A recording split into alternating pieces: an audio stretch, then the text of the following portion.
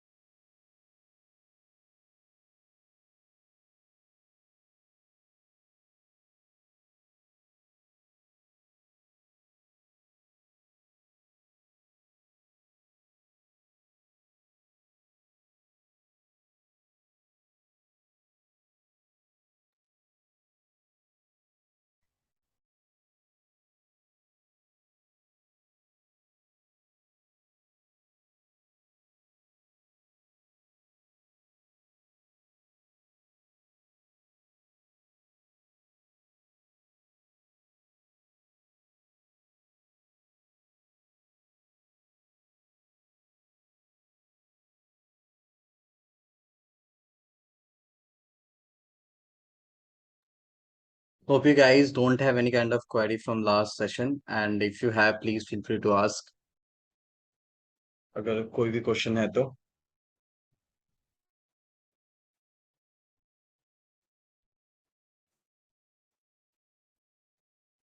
So this is the second last class. After this, we'll have one more session where we will talk about HR से कैसे बात करनी है, interviews में क्या क्या होता है, क्या क्या नहीं होता है, सीवी कैसे प्रिपेयर करना है. So that class will be the last class and वहाँ पे there's one more good news for all of you.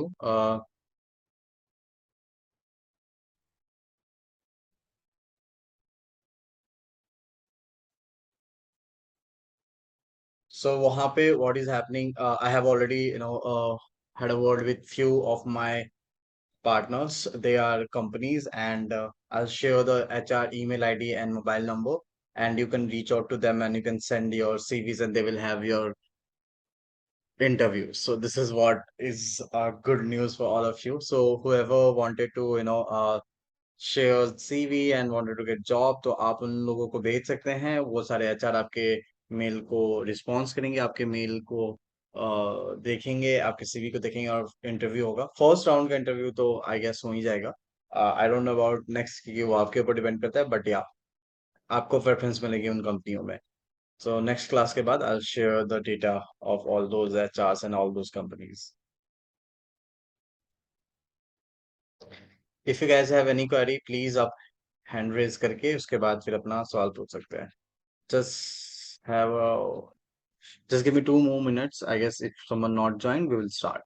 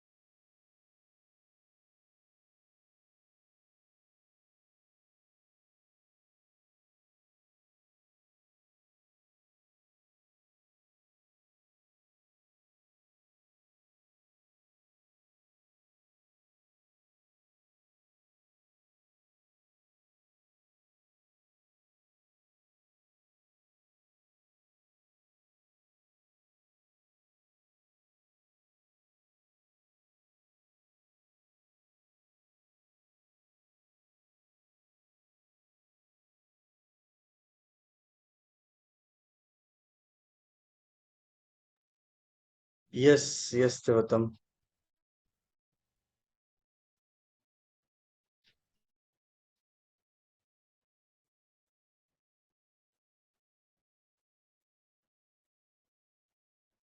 Tilottam, you wanna ask something?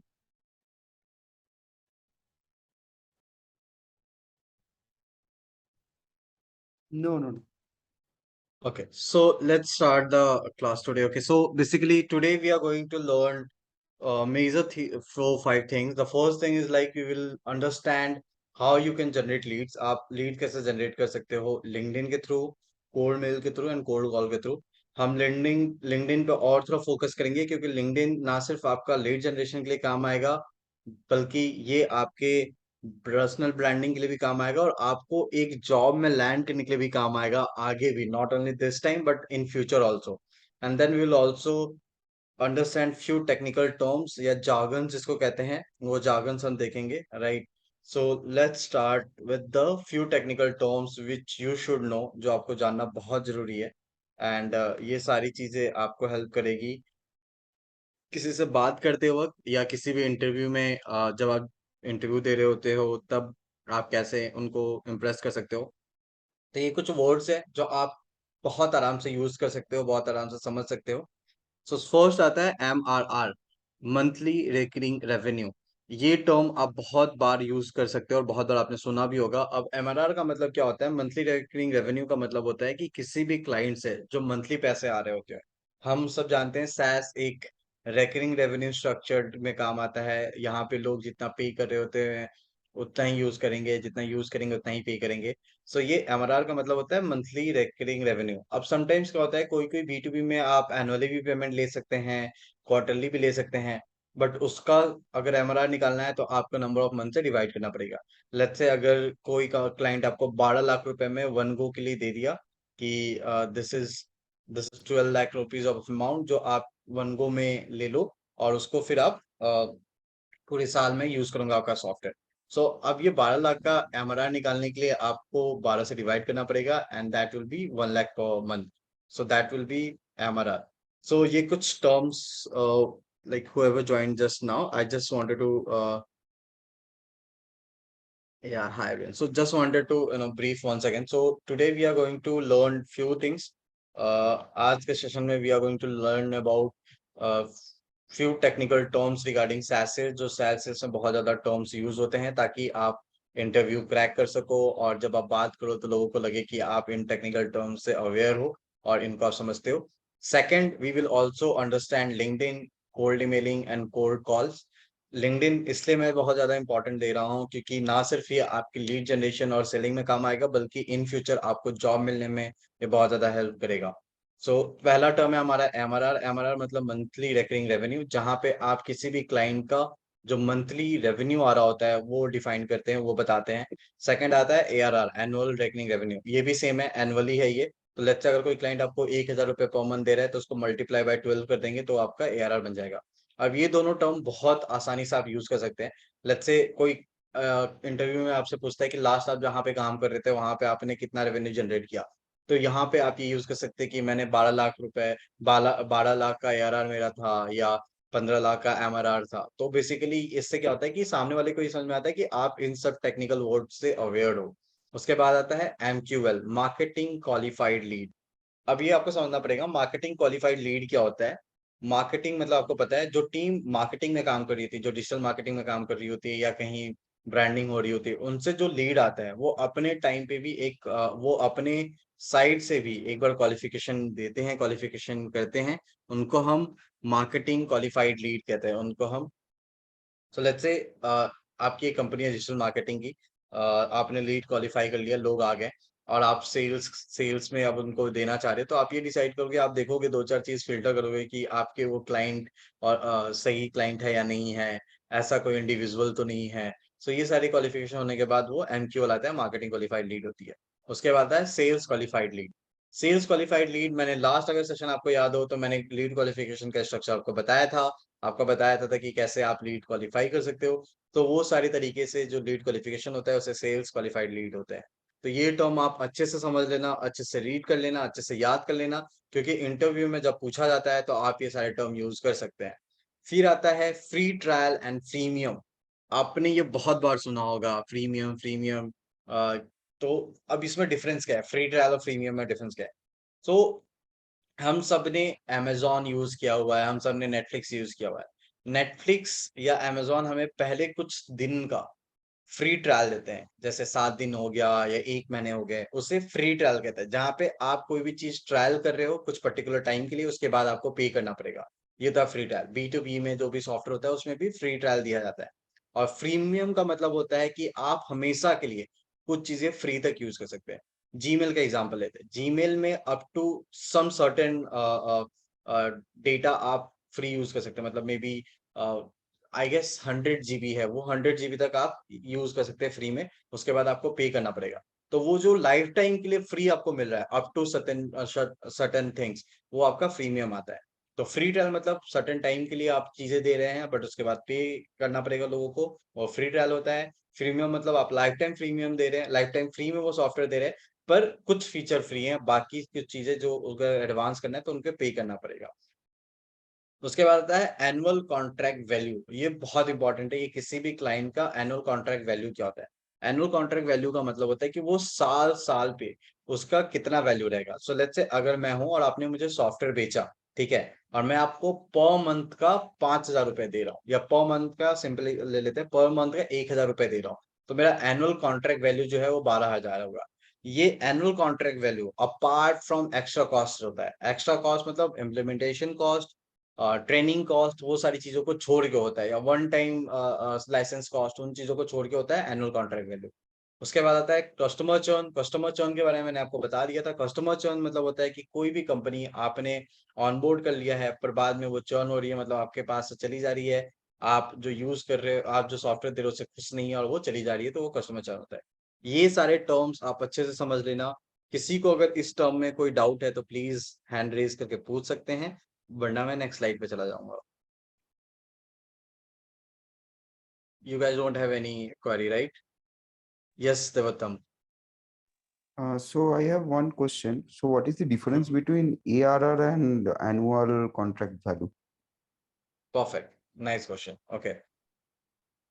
अब क्या होता है, एआरआर मतलब क्या होता है कि एनुअल रिकरिंग वैल्यू है, वो हमेशा एनुअली रिकरिंग होता रहेगा और वो चेंज होता रहेगा। एनुअल कॉन्ट्रैक्ट वैल्यू क्या होता है, वो फर्स्ट ईयर का ही काउंट होता है। जो पहला एनुअल कॉन्ट्रैक्ट वैल्यू रहता है वही काउंट होता है। नेक्स्ट ईयर से एसीवी में काउंट नहीं होता है। एआरआर हमेशा हर मंथ का काउंट हो सकता है। अगर मैं कंपनी हूँ, ठीक है, मैं बोलूंगा कि इस साल का मेरा एनुअल कॉन्ट्रैक्ट वैल्यू क्या रहेगा।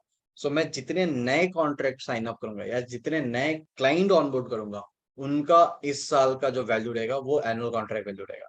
नेक्स्ट ईयर से जो नए क्लाइंट रहेंगे उनका एसीवी होगा। थर्ड ईयर से जो जो होगा वो न्यू एसीवी रहेगा। जबकि एआरआर कंटिन्यूअसली हर मंथ का, हर ईयर का काउंट होता रहेगा। तो पिछले साल जो मेरे क्लाइंट जिन्होंने हर पूरे साल का पैसा दिया, एआरआर दिया, इस बार भी वो देंगे, तो इस बार का भी वो एआरआर होगा। सो ये दोनों, ये डिफरेंस है। Basically, annual contract value is internal to the company, right?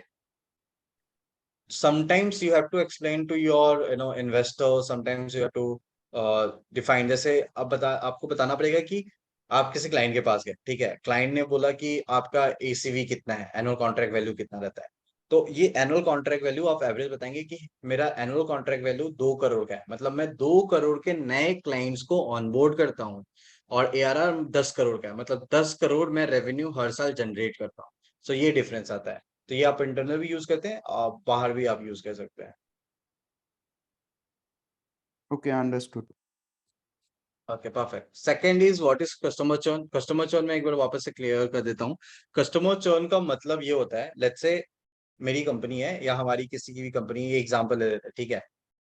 हम लोगों ने सॉफ्टवेयर बना लिया है, हम लोगों ने हर साल 10 कस्टमर ऑनबोर्ड कर रहे हैं, ठीक है, इस साल 10 किया, 2023 में 10 करेंगे, तो ये 20 कस्टमर हो जाएंगे।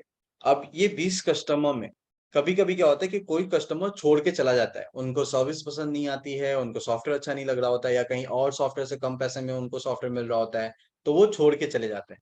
तो जो वो कस्टमर छोड़ के जा रहे होते हैं उन्हें कस्टमर चर्न कहते हैं, वो कस्टमर चर्न हो रहा होता है। सो ये होता है कस्टमर चर्न के एग्जाम्पल। अब कस्टमर चर्न में भी दो टाइप के चर्न होते हैं। First is number of churn, second amount का चर्न। नंबर ऑफ चर्न का मतलब होता है कि अगर आपके पास 2 कस्टमर है और 1 चला गया, तो वो 1 नंबर कस्टमर चर्न हो गया, 2 चला गया तो 2 चर्न हो गया। बट लेट्स से 2 आपके पास कस्टमर है, एक का रेवेन्यू 1 लाख रुपए, दूसरे का रेवेन्यू 50,000 रुपए। तो दोनों में से कोई कस्टमर नहीं गया, पर जो 1 लाख रेवेन्यू आपको दे रहा था, उसने आपका यूजेस कम कर दिया और 50,000 पे आ गया। तो जहां पे आपके 2 कस्टमर मिला के 1.5 लाख रुपए आपको दे रहे थे, अब वो 1 लाख रुपए दे रहे हैं। तो ये अमाउंट का चर्न होता है। तो ये होता है कस्टमर चर्न। ओके, नेक्स्ट अब आते हैं सेल्स फनल। ये बहुत ही ज्यादा यूज्ड टर्म है। आप जब भी इंटरव्यू में बैठेंगे तो लोग आपसे पूछेंगे कि सेल्स फनल क्या होता है, कैसे होता है।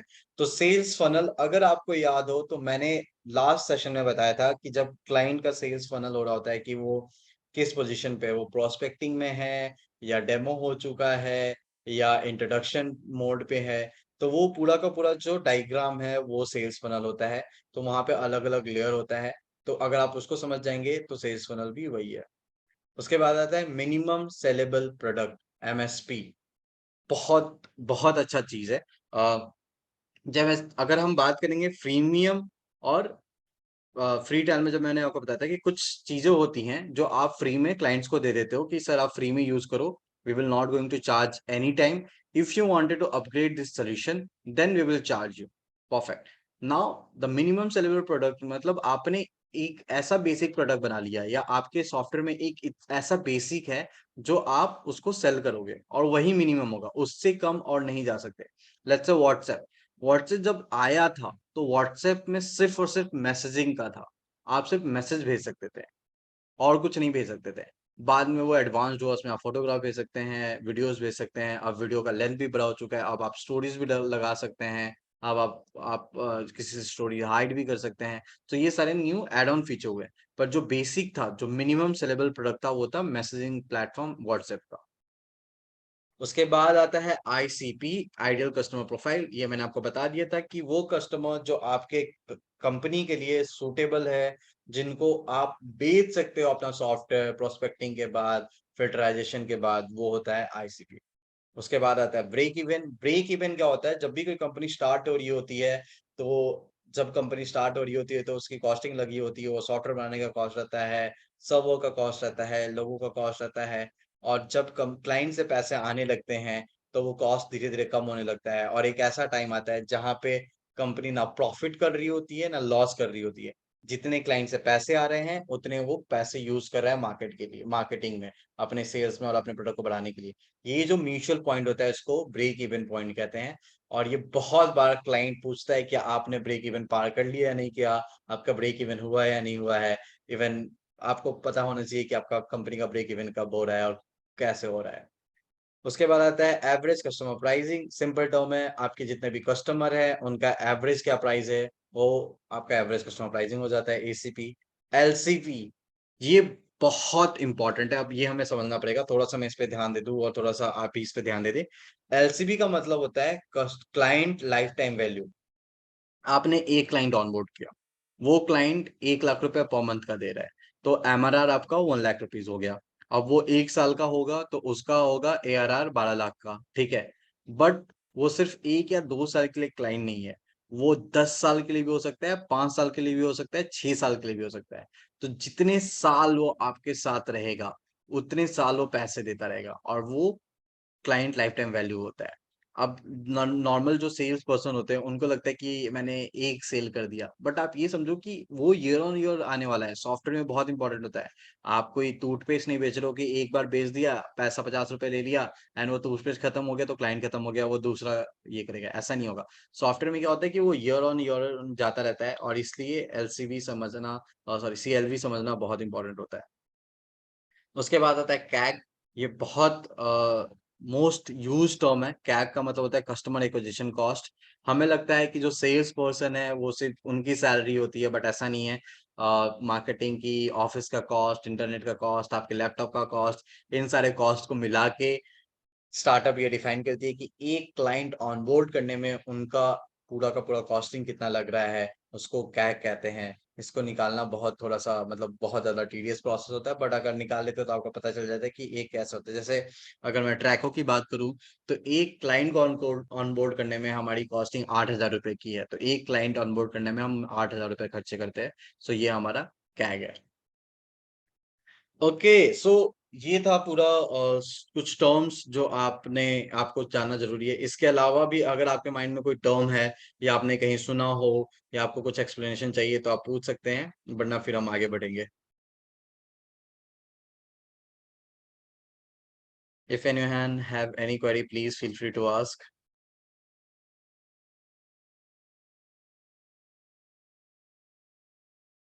Yes, Sumedh. Hello, Pratik. Hi. Yeah. Uh, as you said, this recurring income, right? The company will make recurring income by selling SaaS product. The salesperson, even salesperson, get the recurring commission, or it depends on company. Okay, so that depends on company to company.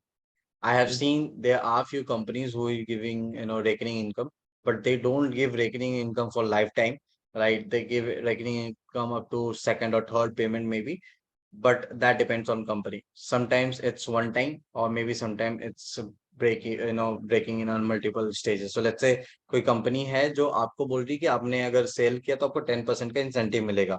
सो अगर आप 2 लाख का cell कर रहे हो तो 10% आपको 20,000 रुपए one go मिल गया। सम कंपनी बोलती है कि अगर आपने सेल किया है, ठीक है, तो कोई कंपनी का आपने अगर आपको फर्स्ट में 5% मिलेगा, सेकेंड मंथ आपको 3% मिलेगा और थर्ड मंथ आपको 2% मिलेगा। सो ये भी आपको 10% ही मिल रहा है, बट ये ब्रेक कर दिया जा रहा है। तो most of the time one go में रहता है, बट कुछ कंपनी 3 महीने के लिए करती है। 3 महीने से ज्यादा आज तक मैंने नहीं देखा कि कोई इंसेंटिव दे रहा है।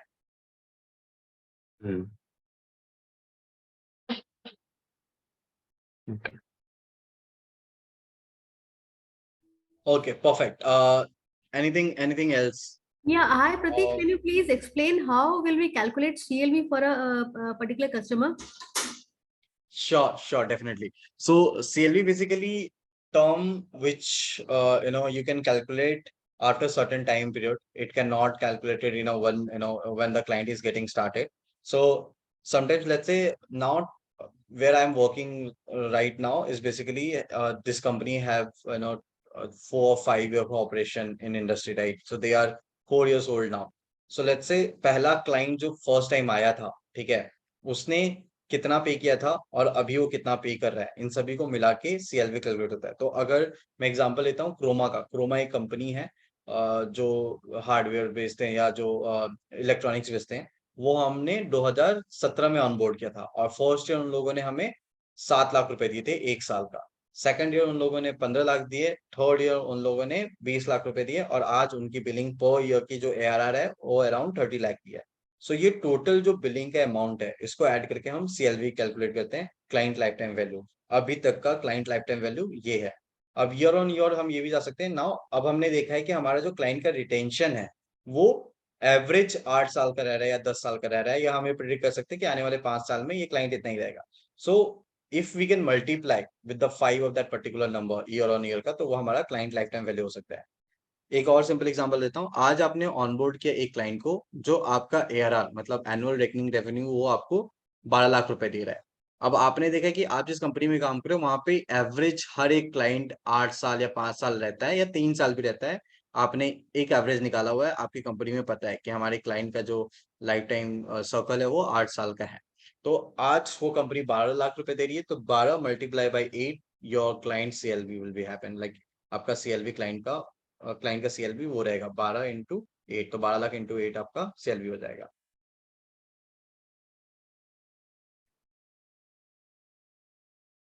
Okay, correct. So can we move ahead if everything is good? Okay, perfect, ठीक है। Now this is most important thing, power of LinkedIn.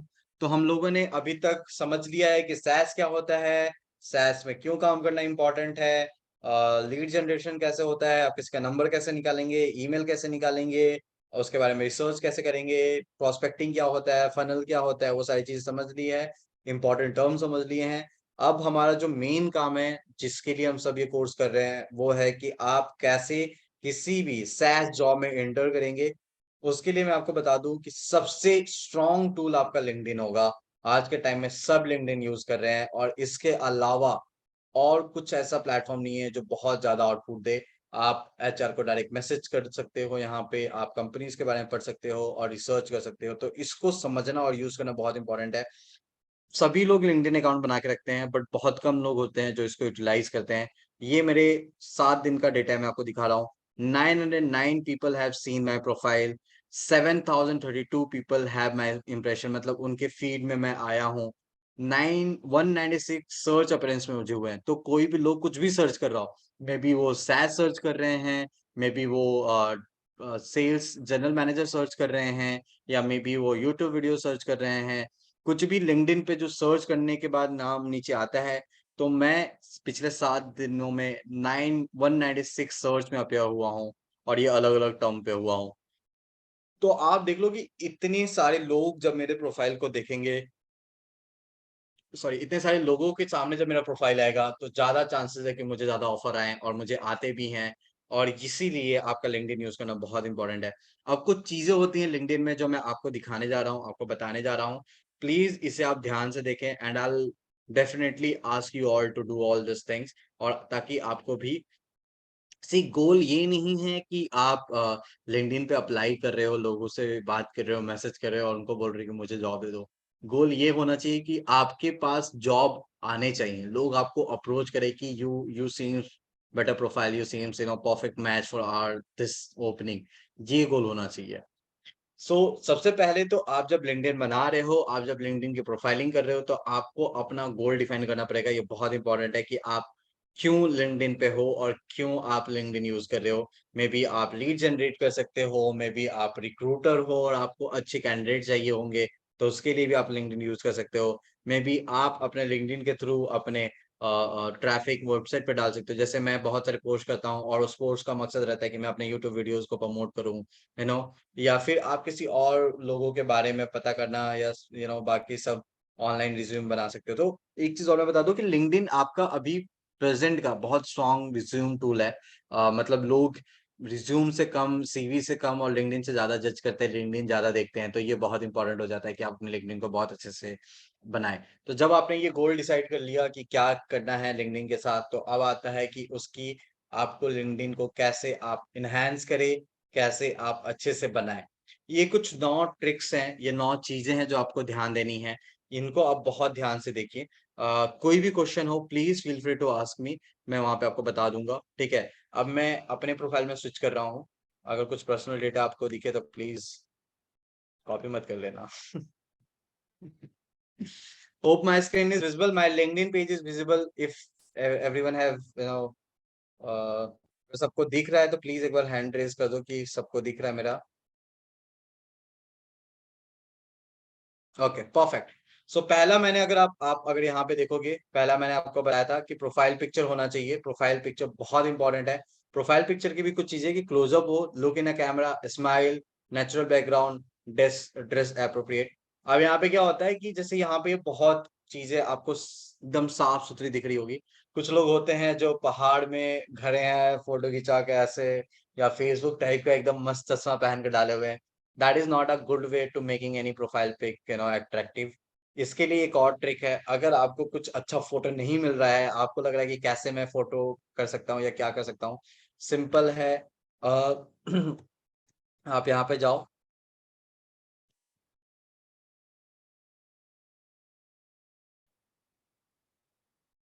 ये आता है, पहला है प्रोफाइल पिक मेकर, एक साइट है। यहाँ पे आप आराम से क्लिक करो, ठीक है। इस पे ये प्लस पे अपना कोई फोटो अपलोड कर दो। लेट्स से मैंने कोई फोटो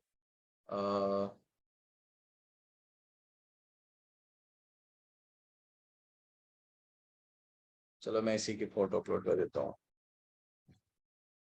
ये मेरा दोस्त, इसका मैंने फोटो अपलोड किया और ये आपको अच्छा खासा एक प्रोफाइल बना के दे देगा, जिसको आप कहीं पे भी यूज कर सकते हैं, यहाँ पे चूज कर सकते हैं, थोड़ा एडिट कर सकते हैं, और ये फ्री ऑफ कॉस्ट है।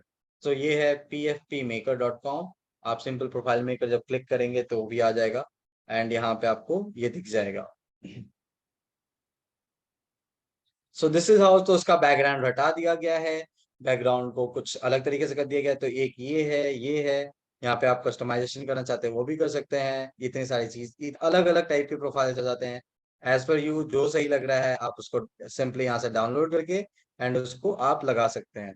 तो इस फोटो के हिसाब से मुझे ये अच्छा लग रहा है, ये भी अच्छा लग रहा है, और ये भी अच्छा लग रहा है, ये भी अच्छा लग रहा है। आप कुछ भी कोई भी डाउनलोड करके आराम से लगा सकते हैं। तो अगर आपके पास कोई अच्छा फोटो नहीं है तो आप प्लीज परेशान मत हो, आप जाओ पीएफ मेकर में और उसको डाउनलोड करके यहाँ पे आराम से लगा लो। सो ये हो गया प्रोफाइल पिक। आपका प्रोफाइल पिक एकदम सिंपल होना चाहिए, स्माइलिंग होना चाहिए, कैमरा में दिखता होना चाहिए और फेस दिखे। ऐसा ना हो कि आप बहुत दूर है, नीचे से एंगल है, फ्रंट फेसिंग होना चाहिए कैमरा, बहुत इंपॉर्टेंट है। तो ये होता है पहला, वो है प्रोफाइल पिक। उसके बाद सेकंड आता है background image. This is very much important. Background image आपका बहुत ही स्मूथनिंग होना चाहिए, ऐसा होना चाहिए जिससे पता चल जाए कि क्या करना चाहते हैं आप और क्यों करना चाहते हैं, क्या है आपका प्रोफाइल का मकसद। ये सारी चीज यहाँ पे हो। तो अगर मैं ये मैंने कैनवा पे बनाया है, सैस के बारे में मैं जानता हूँ, मैं बताता हूँ, B2B सेल्स में हूँ, सेल्स कर रहा हूँ, मार्केटिंग देख रहा हूँ, ऑटोमेशन में मेरा इंटरेस्ट है, और ये मेरा लाइन है वेकअप किक सैस रिपीट।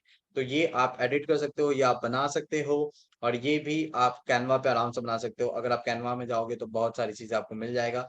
मैं आपको दिखा देता हूँ थोड़ा सा कैनवा में कैसे करेंगे। कैनवा भी एक फ्री टूल है, आप आराम से जाओ।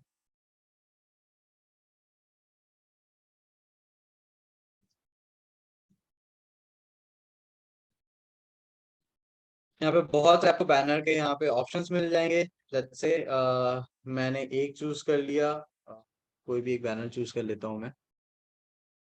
मैंने ये बैनर चूज कर लिया, अब मुझे इस पे कुछ चेंज करना है, कुछ लिखना है अपने हिसाब से, कलर चेंज करना है, वो मैं करके यहाँ पे जैसे ब्यूटी एंड ये ब्लॉगर है, जेनिफर है, तो ये सारे चेंज करके मैं अपना लिख सकता हूँ और मैं फिर उसको बैनर बना सकता हूँ। तो ये बैनर बहुत इंपॉर्टेंट है, आप ये प्लीज बनाओ।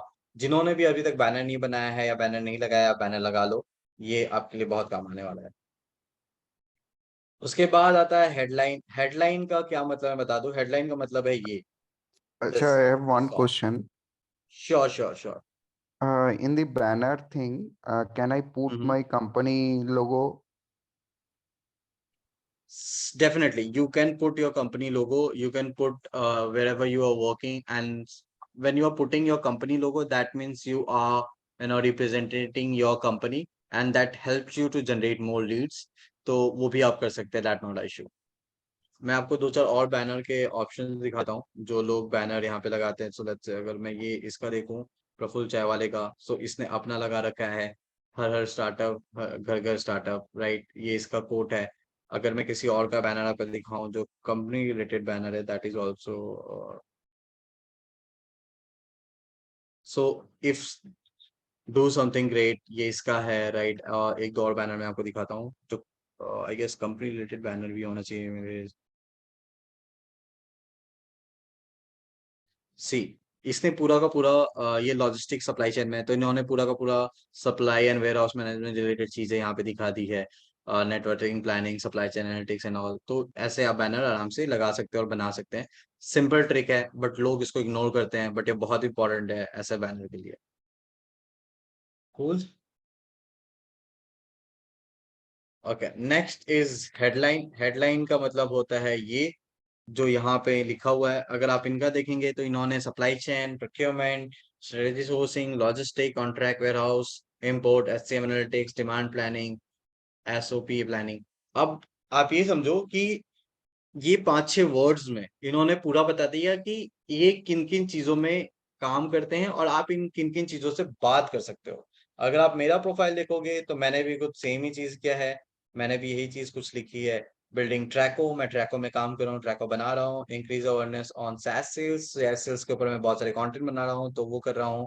Hiring, helping SaaS startup increase client base, मैं स्टार्टअप्स को हेल्प कर रहा हूँ। SaaS sales professional, enterprise sales consultant, startup enthusiastic. So ये सारी चीजें आप कर सकते हैं। बहुत लोग लिख देते हैं कि बहुत कुछ भी लिख देते हैं, मतलब एक सिंपल कोई भी किसी का भी अगर मैं एग्जांपल ले लूं, वो मतलब जो नहीं जानता है या नहीं कर रहा होता है, मैं आपको उसका दिखा देता हूँ। जो लेट्स से कोई काम नहीं कर रहा है या उसने कुछ नहीं किया है,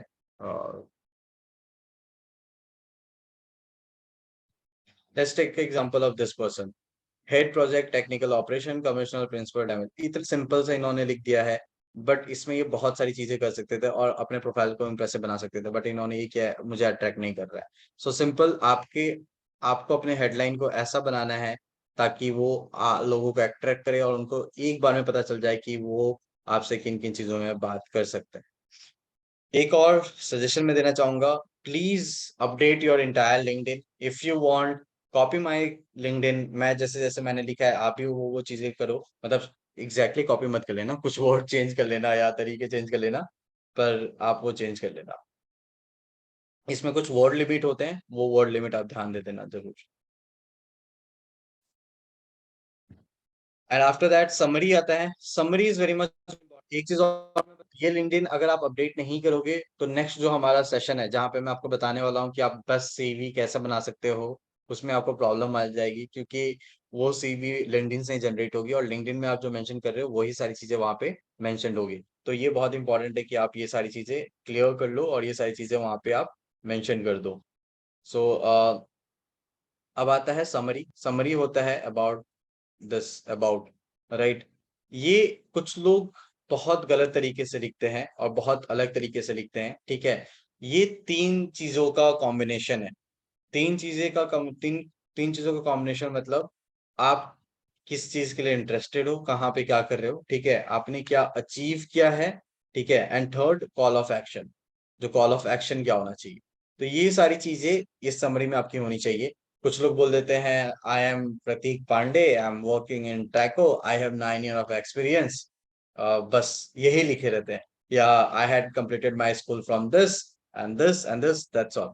बट ये बहुत इंपॉर्टेंट है, आप लोग जब कोई भी आपके प्रोफाइल के समरी पढ़ रहा है, जब आपके प्रोफाइल के बारे में पढ़ रहा है, जब आपके बारे में पढ़ रहा है, तो उसको पता होना चाहिए कि आपने क्या अचीव किया है, क्या कर रहे हैं। एंड आप जब ये लिख रहे हो तो उनको कॉल ऑफ एक्शन जरूर दो। कॉल ऑफ एक्शन का मतलब वो एक एक्शन लेने के लिए मजबूर हो आपके प्रोफाइल में जब वो यहाँ तक आए। जैसे मैंने लिखा है, on a mission to reduce the Indian logistic industry misery by automating every organisation transport operation. So ये मैंने ये क्लियर कर दिया कि मैं क्या कर रहा हूँ, क्या अभी किस चीज पे मैं काम कर रहा हूँ। I was unsure about the process when I entered in SaaS industry and was a little scared too. I find out many trials how I can support and boost revenue and job module of the entire company with SaaS solution. Also, today many Indian business do not realize the value of introducing automation and software to increase the efficiency of workers and save costs for bringing Indian organizations to the top tier on a global level. So ये मैंने थोड़ा सा story telling करी है, थोड़ा सा अच्छा दिखा के कुछ बोला है कि मैं क्या कर रहा हूँ, किस चीज के लिए एंथुसियास्टिक हूँ और मैंने क्या किया है, व्हाट आई हैव अचीव्ड। तो I have held organisation automating the logistic, L&T, Anmol, Shyam Steel, Haldiram, Dynamic Cable, MP Birla, ईस्टैक, दावत राइस, ये सारे मैंने बेसिकली किसी भी आदमी को ये वैलिडेशन दे दिया है कि मैंने किस लेवल पे काम किया है, किन किन कंपनियों के साथ काम किया है, किन को हेल्प किया है। तो ये सारे मेरे क्लाइंटेल है और ये कोई छोटी मोटी कंपनीज नहीं है, बहुत बड़े कंपनीज है। तो कोई पर्सन आके अगर मुझे हायर करना चाहता है तो उसको पता रहेगा कि मैंने किन किन लोगों के साथ काम किया और कितनी बड़ी बड़ी डील क्लोज की है। नाउ कॉल ऑफ एक्शन ये है कि contact me on this email ID if you wanted to understand value of SaaS sales solution or loophole in your company where you can automate. So ये मेरा call of action है। तो ये आपका बहुत अच्छा तरीका है बताने का। एक और मैं आपको दिखाता हूँ बहुत अच्छा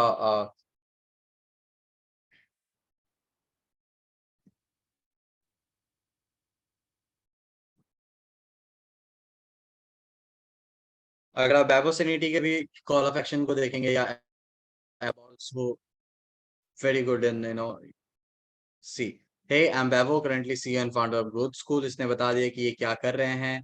I am growth hacker by professional and entrepreneur heart.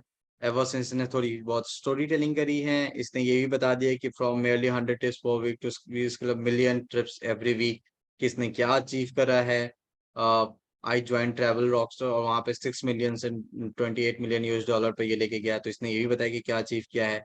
And last इसका call of action, if you want to talk more about growth, marketing strategy and LinkedIn, since it's my personal favorite, hit me up on just email me babo@sanity.com. So ये भी call action है। तो आपको अपना profile का about इसी तरीके से स्ट्रक्चर करना है जहां पे आप बता रहे हो कि आप क्या कर रहे हो, आपने क्या अचीव किया है और लास्ट कॉल ऑफ एक्शन क्या है। Hope it's clear. if you guys have any query, please raise hand, and if you don't, तो मैं आगे बढ़ रहा हूँ. Okay, लास्ट कुछ चीजें हैं जो बहुत इंपॉर्टेंट है. ठीक है, लोग बहुत बड़ी गलती करते हैं जब वो लिंक्डइन प्रोफाइल बना रहे होते हैं.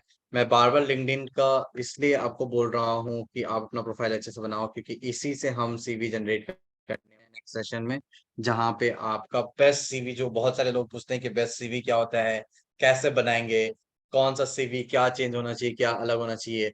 तो वो लिंक्डइन से आपका जनरेट हो सकता है, और लिंक्डइन पे ही जाके लोग देख रहे होते हैं. सो नेक्स्ट समरी हो गई आपका एक्सपीरियंस. अब अगर आप देखेंगे, बहुत सारे लोग क्या करते हैं कि वो सिर्फ मेंशन कर देते हैं कि वो यहाँ काम करते हैं, दैट्स ऑल. वो ये मेंशन नहीं कर सकते कि वो क्या क्या काम कर रहे हैं, उनका क्या क्या रिस्पॉन्सिबिलिटीज है, वो कंपनी का लिंक मेंशन नहीं कर सकते. तो मैं जैसे ट्रैको में क्या कर रहा हूँ, making long term goals and short term goals, ये सारी चीजें मैंने यहाँ पे इन्फॉर्म कर रखी है. ठीक है, उसके बाद मैं यूट्यूब पे कंटेंट क्रिएटर हूँ, मैं यहाँ पे क्या कर रहा हूँ, मैंने फ्रीटेक्स पे क्या किया था, कार्गो एक्शन में क्या किया था, सुपर पिक्योर में क्या किया था, ये सारी चीजें मैंने यहाँ पे मेंशन करी है. और ये बहुत इंपॉर्टेंट है मेंशन करना, क्योंकि जब कोई आपका प्रोफाइल देख रहा होता है, तो वो सिर्फ ये नहीं देखना चाहेगा कि आपने कहाँ कहाँ काम किया है, वो ये भी जरूर देखना चाहेगा कि आपने क्या क्या काम किया उस कंपनी में, और कितने हद तक किया है.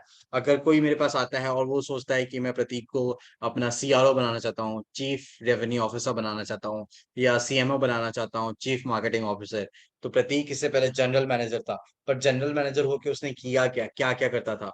तो वो देखेगा कि मैं लॉन्ग टर्म गोल प्लान करता था, शॉर्ट टर्म गोल प्लान करना था, कोऑर्डिनेट करता था मैनेजमेंट एंड टीम के बीच में, making business plan and strategy में बनाता था, रिव्यू एनालिसिस करता था, monthly quarterly yearly sales review करता था, जोन वाइज, मार्केटिंग रिव्यू करता था, नए प्रोडक्ट लॉन्च करवाता था, मीटिंग्स अरेंज करवाता था, प्रोडक्ट को अप टू डेट रखता था, मंथली एक्टिविटी करवाता था, एंड बैलेंस भी रखता था फील्ड एंड कॉर्पोरेट लाइफ के बीच में. तो मैं फील्ड पे भी जाता था और ऑफिस में बैठता था. तो ये सारी चीजें इंपॉर्टेंट होती है जब आपको कोई हायर कर रहा होता है, और जब आपकी प्रोफाइल को चेक कर रहा होता है, तो आप जो भी करें वो सारी चीजें यहाँ पे मेंशन कर सकते हैं. अब आप सोचेंगे कि यार प्रतीक, मतलब मुझे थोड़ा सा लिखने में दिक्कत हो रहा है, या मुझे पता नहीं कि मैं क्या क्या कर रहा हूँ. सिंपल है, आप गूगल करो, हर चीज गूगल पे अवेलेबल है. सो अगर आप अकाउंट एग्जीक्यूटिव हो, तो यहाँ पे सिंपल केपीआईज ऑफ,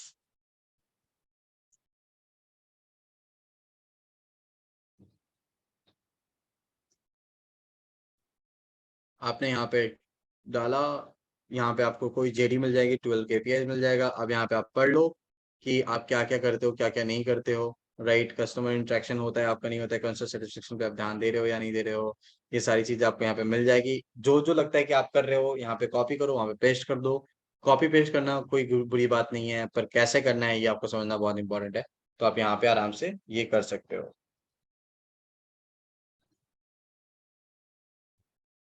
ओके, तो जब आपने एक्सपीरियंस मेंशन कर दिया, क्या क्या करे वो मेंशन कर दिया, उसके बाद आता है एजुकेशन का, डिटेल्ड एजुकेशन. अब लोग यहाँ पे अपना क्लास 5 का पास आउट डाल देंगे, 10th का पास आउट डाल देंगे, 12th का पास आउट डाल देंगे. कोई नहीं चेक करने वाला, कोई नहीं जानने वाला कि आप कब पास आउट हुए हो, कब नहीं हुए हो. आप रीसेंट टॉप 3 अपना एजुकेशन रखो, ये रूल फॉलो करो. अगर मैं ग्रेजुएट हुआ हूँ, कॉमन सी बात है कि मैं 12th पास हुआ हूँ तभी मैं ग्रेजुएट हुआ हूँ. अगर मैं 12th पास नहीं होता तो ग्रेजुएट नहीं हुआ होता. अगर मैंने एमबीए किया है तो मैं ग्रेजुएट हुआ हूँ तभी एमबीए किया है. तो अपना टॉप 3 आप एजुकेशनल चीज रख सकते हो, आप मास्टर्स रख सकते हो, अपना ग्रेजुएशन रख सकते हो. अगर स्कूल तो मत ही रखो, मैं नहीं सजेस्ट करूंगा. बट अगर आपने डबल मास्टर्स किया हुआ है या कुछ और अपार्ट फ्रॉम ये किया हुआ है, तो वो भी जरूर लिखना, और बहुत इंपॉर्टेंट होता है मेंशन करना. एंड देन लाइसेंस सर्टिफिकेट, बहुत, ये जो सेक्शन है आपका लाइसेंस एंड सर्टिफिकेट, ये बेसिकली बताता है लोगों को कि आप कितने एक्टिव लर्नर हो, कितना ज्यादा आप सीख रहे हो, कितना ज्यादा आप पढ़ रहे हो. तो जितना आप, लोग इसमें मेंशन नहीं करते हैं, लोग इसमें नहीं बताते हैं. तो ये बहुत बड़ा गलती होती है. जैसे आप ये कोर्स कर रहे हो, you are doing this course on वेंटरसेट, आप कर रहे हो, आप जैसे ही कोर्स खत्म हो नेक्स्ट वीक आप जाओ और अपने लिंक्डइन में मेंशन करो, ताकि लोगों को ये लगे कि आप कितने ज्यादा इंथुजियास्टिक हो लर्निंग के लिए, आप कितनी बार बार पढ़ रहे हो, आप कितना ज्यादा पढ़ना प्रेफर कर रहे हो. जब आप ये चीजें दिखाओगे तब लोग आपको बोलेंगे कि पढ़ता बहुत ज्यादा है। मतलब आप किसी के लाइफ में इम्पैक्ट कर सकते हो थ्रू दिस, एंड ये एचआर को बहुत पसंद आता है। तो ये हो गया लाइसेंस सर्टिफिकेट। एंड उसके बाद आता है स्किल्स। स्किल्स में मैं ज्यादा नहीं जाना चाहूंगा क्योंकि आप सब यहाँ पे मेंशन कर सकते हो, बट ये बहुत इंपॉर्टेंट है, वो है रिकमेंडेशन। ये लीस्ट यूज कोई भी सेक्शन है किसी भी पर्सन का, लोग इस पे ध्यान ही नहीं देते हैं। ये सेक्शन अगर आप देखोगे, यहाँ पे लोगों ने मुझे बोला है कि मैं कैसा काम करता हूँ, क्या करता हूँ। तो आज ने बोले प्रतीक सर कि ठीक है, थोड़ी मेरी तारीफ हुई है यहाँ पे, वो अलग बात है, but people have given me the validation कि मैं क्यों हूँ, क्या हूँ और कौन हूँ। तो जब कोई मेरे प्रोफाइल में आता है और ये रिकमेंडेशन पड़ता है कि 14 लोगों ने मुझे रिकमेंड किया है, दैट मीन्स मैं सच में कुछ अच्छा काम कर रहा था, तब बोला है। और सब अलग अलग जगह से बोला है, ऐसा नहीं कि एक ही टाइम पे बोला है। इन्होंने 2018 में बोला, इन्होंने 2018 में बोला, इन्होंने 2018 में बोला, ये 2019, 19, 20, 20, 21, 22, 22, तो 2018 से 22 तक लोग मेरे को रिकमेंड करते आए हैं, मुझे बोलते हैं, उन्होंने बताता रहा है। तो इसका मतलब मैं सच में प्रोग्रेसिवली अच्छा काम किया हूँ, हर डिसीजन में, हर जगह में अच्छा काम किया हूँ। और ये आपके प्रोफाइल को बहुत इंपॉर्टेंट बना देती है। तो जब भी कोई एचआर आपके प्रोफाइल को स्कैन कर रहा होता है, वो देख रहे होते हैं, वो देखते हैं कि रिकमेंडेड प्रोफाइल है, किसी ने कुछ बोला है, तो उनको एक वैलिडेशन आ जाता है कि सच में ये पर्सन बहुत ज्यादा अच्छा काम करता होगा, तभी कोई देता है, वरना कोई किसी के बारे में नहीं लिखता है। आप ये समझो कि साइकोलॉजी कैसे वर्क होता है। आपने कोई सामान खरीदा, आपको बहुत अच्छी सर्विस मिली, पर क्या आप उसके बारे में अच्छा लिखना चाहते हैं? आप रिव्यू देते हैं? बहुत हार्डली देते हैं। पर आपको कोई सर्विस अगर बुरी मिली है, तो लोग आपके बारे में बुरा रिव्यू जरूर देंगे, या वो सर्विस की बुरी रिव्यू जरूर देंगे। तो जब कोई आपके बारे में अच्छा लिख रहा है, मतलब सच में बहुत ज्यादा अच्छा काम आपने किया है, इंपॉर्टेंट काम किया है। तो आप बेशरम हो के रिकमेंडेशन मांगो। रिकमेंडेशन मांगना बहुत सिंपल है, आप इस प्लस पे साइन करो, किसी से भी मांग लो, नाम यहाँ पे टाइप करो, एंड क्या था वो आप मांग लो, बट रिकमेंडेशन जरूर मांगो, लोग रिकमेंड जरूर करेंगे। ठीक है।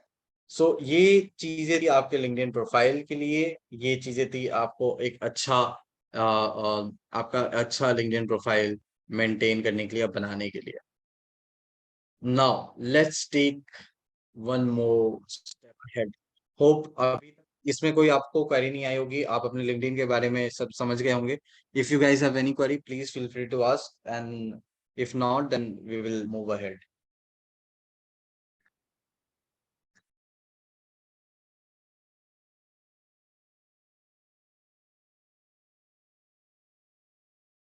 गला सूख जा रहा है मेरा। Guys, do you have any query? Please feel free to ask.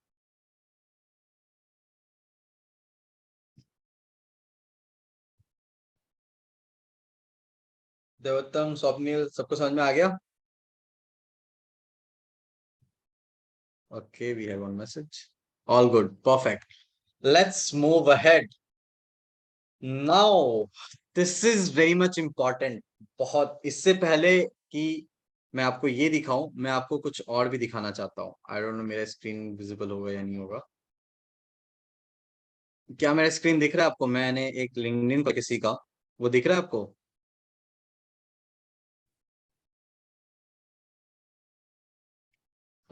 ये मेरी फ्रेंड का account, friend in the sense मैंने उनको बताया था।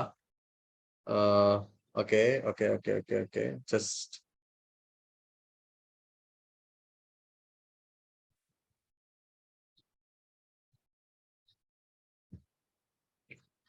होप मेरा स्क्रीन अब दिख रहा होगा आपको।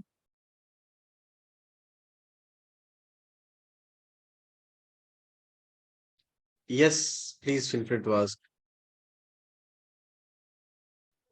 No, no, your screen is absolutely visible. That's all. Thanks. Okay, okay, perfect. So you can see this is the DM, right? ये ख्याति है। ख्याति मेरी मतलब वन ऑफ माई फ्रेंड है, एचआर है ये किसी कंपनी में। And Supriya is one of our student, मेरी एक्स स्टूडेंट है। इसका मैंने अकाउंट पूरा कस्टमाइज किया था, बताया था और बनाया था। मैं इनका भी अकाउंट दिखा दूंगा कि मैंने कैसे अकाउंट बनाया इनका। एंड इन्होंने ये मैसेज किया है, if you can read this message that will be great. Hey Khyati, one of my friend Pratik Pandey referred me your name. He said you guys work in a wonderful organization. I'm trying to dive into a new vertical of sales, looking forward to build my career in lead generation and client success. You can please refer me if there's any opportunity in your organization. Looking forward to your sweet response. Cheers. And then Khyati ने response कर दिया। Now अब इसमें क्या क्या अलग है, क्यों इस मैसेज का रिप्लाई आएगा और क्यों आना चाहिए, उससे पहले मैं एक बार थोड़ा सा प्रोफाइल आपको दिखा दूं इनका, कि मैंने जो चीज अभी बताई उसी हिसाब से मैंने ये प्रोफाइल बनाया है। Keep it simple and everything, ये मैंने कैनवा से बना दिया था, ये प्रोफाइल पिक्चर वहीं से डाउनलोड करके बना दिया है। एंड ये थोड़ा सा लिख दिया था क्योंकि इनके पास ज्यादा एक्सपीरियंस नहीं था, पर जितना भी था वो लिख दिया है। अबाउट मैंने लिख दिया यहाँ पे, राइट। एंड देन ये थोड़ा सा इस पे काम करना बाकी है, बट हाँ थोड़ा बहुत ये चीजें हुई हैं। Now let's go ahead.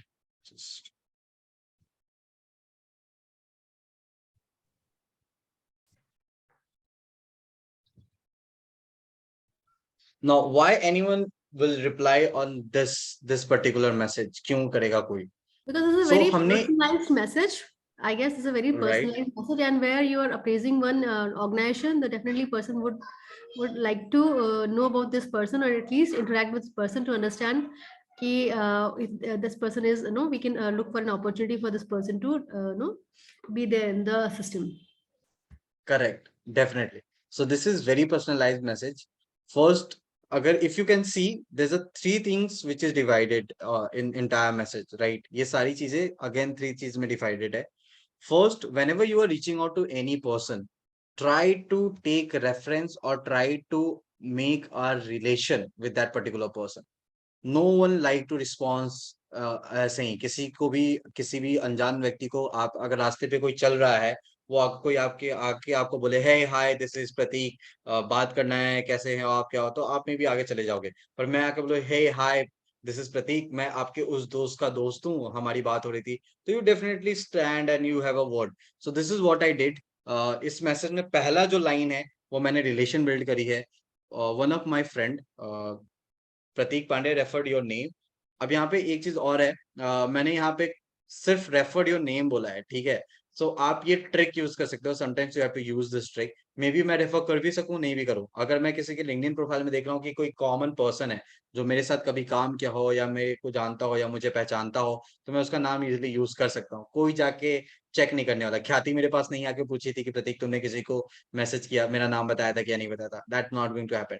But क्योंकि मैं लिंक्डइन पे बहुत एक्टिव हूँ, लोग मुझे बहुत अच्छे से जानते हैं लिंक्डइन पे, जो मेरे कनेक्शंस है, तो अगर कोई मेरा नाम लेके उनको मैसेज कर रहा है तो डेफिनेटली वो एक बार मैसेज पढ़ेंगे और रिस्पॉन्स करेंगे। तो पहला, you have built a relationship with that particular person. Second, you have mentioned that why you are reaching out to that particular person. ठीक है, यहाँ पे आपने मेंशन कर दिया I am trying to dive into new vertical of sales, जो हम सब कर रहे हैं, हम SaaS सेल्स में आने की कोशिश कर रहे हैं। तो यहाँ पे हम लोगों ने बोल दिया क्योंकि सेल्स का पार्ट है ये, तो सेल्स के लिए and looking forward to build my career in lead generation and clients, तो आपने ये स्टैब्लिश कर दिया। एंड थर्ड कि कॉल ऑफ एक्शन क्या है, तो कॉल ऑफ एक्शन क्या रहेगा ख्याति के लिए, क्योंकि सुप्रिया ने बता दिया कि वो ऑर्गेनाइजेशन में अपॉर्चुनिटी ढूंढ रही है, तो उसके तरफ से अगर कोई ओपनिंग है तो वो बता दे। ये तीन चीजें आपको करनी है, ये तीन चीजें आपको, अगर आप चाहते हो तो ये मैसेज भी आप कॉपी कर सकते हो आराम से। There's one more thing, let's say अगर आपको कोई म्यूचुअल फ्रेंड नहीं मिल रहा है, मतलब प्रतीक नहीं है या कोई म्यूचुअल नहीं मिल रहा है, there's one more way where you can find out people and that is a group, जो लिंक्डइन पे ग्रुप है, मैं आपको दिखा देता हूँ। सो बहुत सारे ग्रुप्स होते हैं, लेट्स से ये ग्रुप है, ठीक है। ग्रुप की कुछ unique SaaS secretary and export, इस पे भी नहीं, चलो SaaS प्रोफेशनल के ग्रुप में मैं जाता हूँ। यहाँ पे बहुत सारे ग्रुप हैं, ऑलरेडी 8,229 लोग हैं। मैं इन सबको अगर देखूंगा, ये सारे लोग ऑलरेडी इस ग्रुप में है, राइट। अब क्या होगा कि ये कंसल्टेंट कंपनी है, बिजनेस डेवलपमेंट है, helping agency to lead client, right. यहाँ पे मुझे कोई HR भी मिलेगा, राइट, और HR मिलेगा तो मैं उनको मैसेज कर यहाँ पे डायरेक्ट कर सकता हूँ। ग्रुप में ये बात है कि आपके जितने भी ग्रुप के मेंबर्स है उनको आप डायरेक्ट मैसेज कर सकते हो, आपको कोई भी कनेक्शन भेजने की जरूरत नहीं है।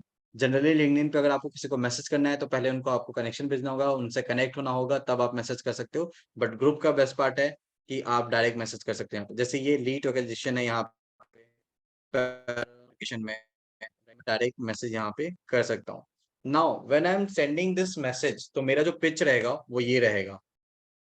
मैं यहाँ पे इनका मुझे पता नहीं कनेक्शन में कोई है या नहीं है, तो यहाँ पे ये पिच रहेगा, हे जो भी नाम है, I just notice we both are in a mutual group, group का नाम, so I thought of reaching out, right, ये रहेगा।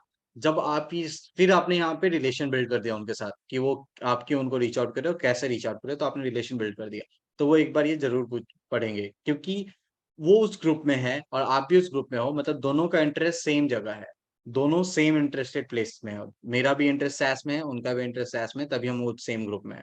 आई am trying to dive into same message, कोई नहीं, if you have any opportunity in organisation please feel forward to reach out. So ये 2 type के message हैं जो आपको हेल्प करेगी आपके फेवरेट जॉब पे लैंड करने के लिए।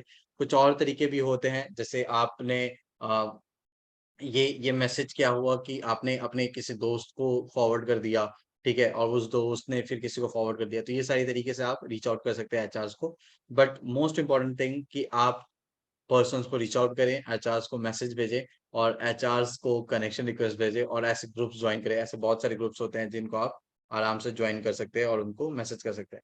तो now I have 8429 people whom I can send message. 8000 में से 1000 लोग तो जॉब दे ही देंगे, 500 तो दे ही देंगे, 50 तो दे ही देंगे, कहीं ना कहीं तो मिल ही जाएगा जॉब मुझे। तो ये है, बट सवाल है कि 800 लोगों को आपको रीच आउट करना पड़ेगा और ये ग्रुप ज्वाइन करना पड़ेगा, इन लोगों को मैसेज करना पड़ेगा। So this is the thing. Hope this message part is clear. Let's move forward.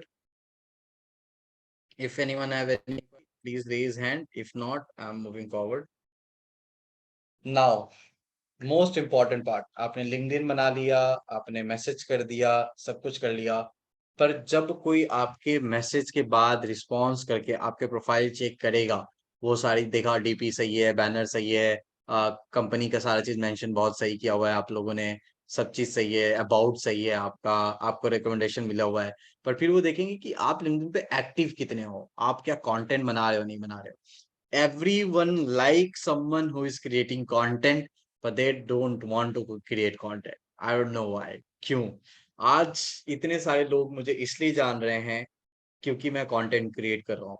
ऐसा नहीं है कि मैं सिर्फ इकलौता पर्सन हूँ जो सैस समझता है या सैस समझाना चाहता है।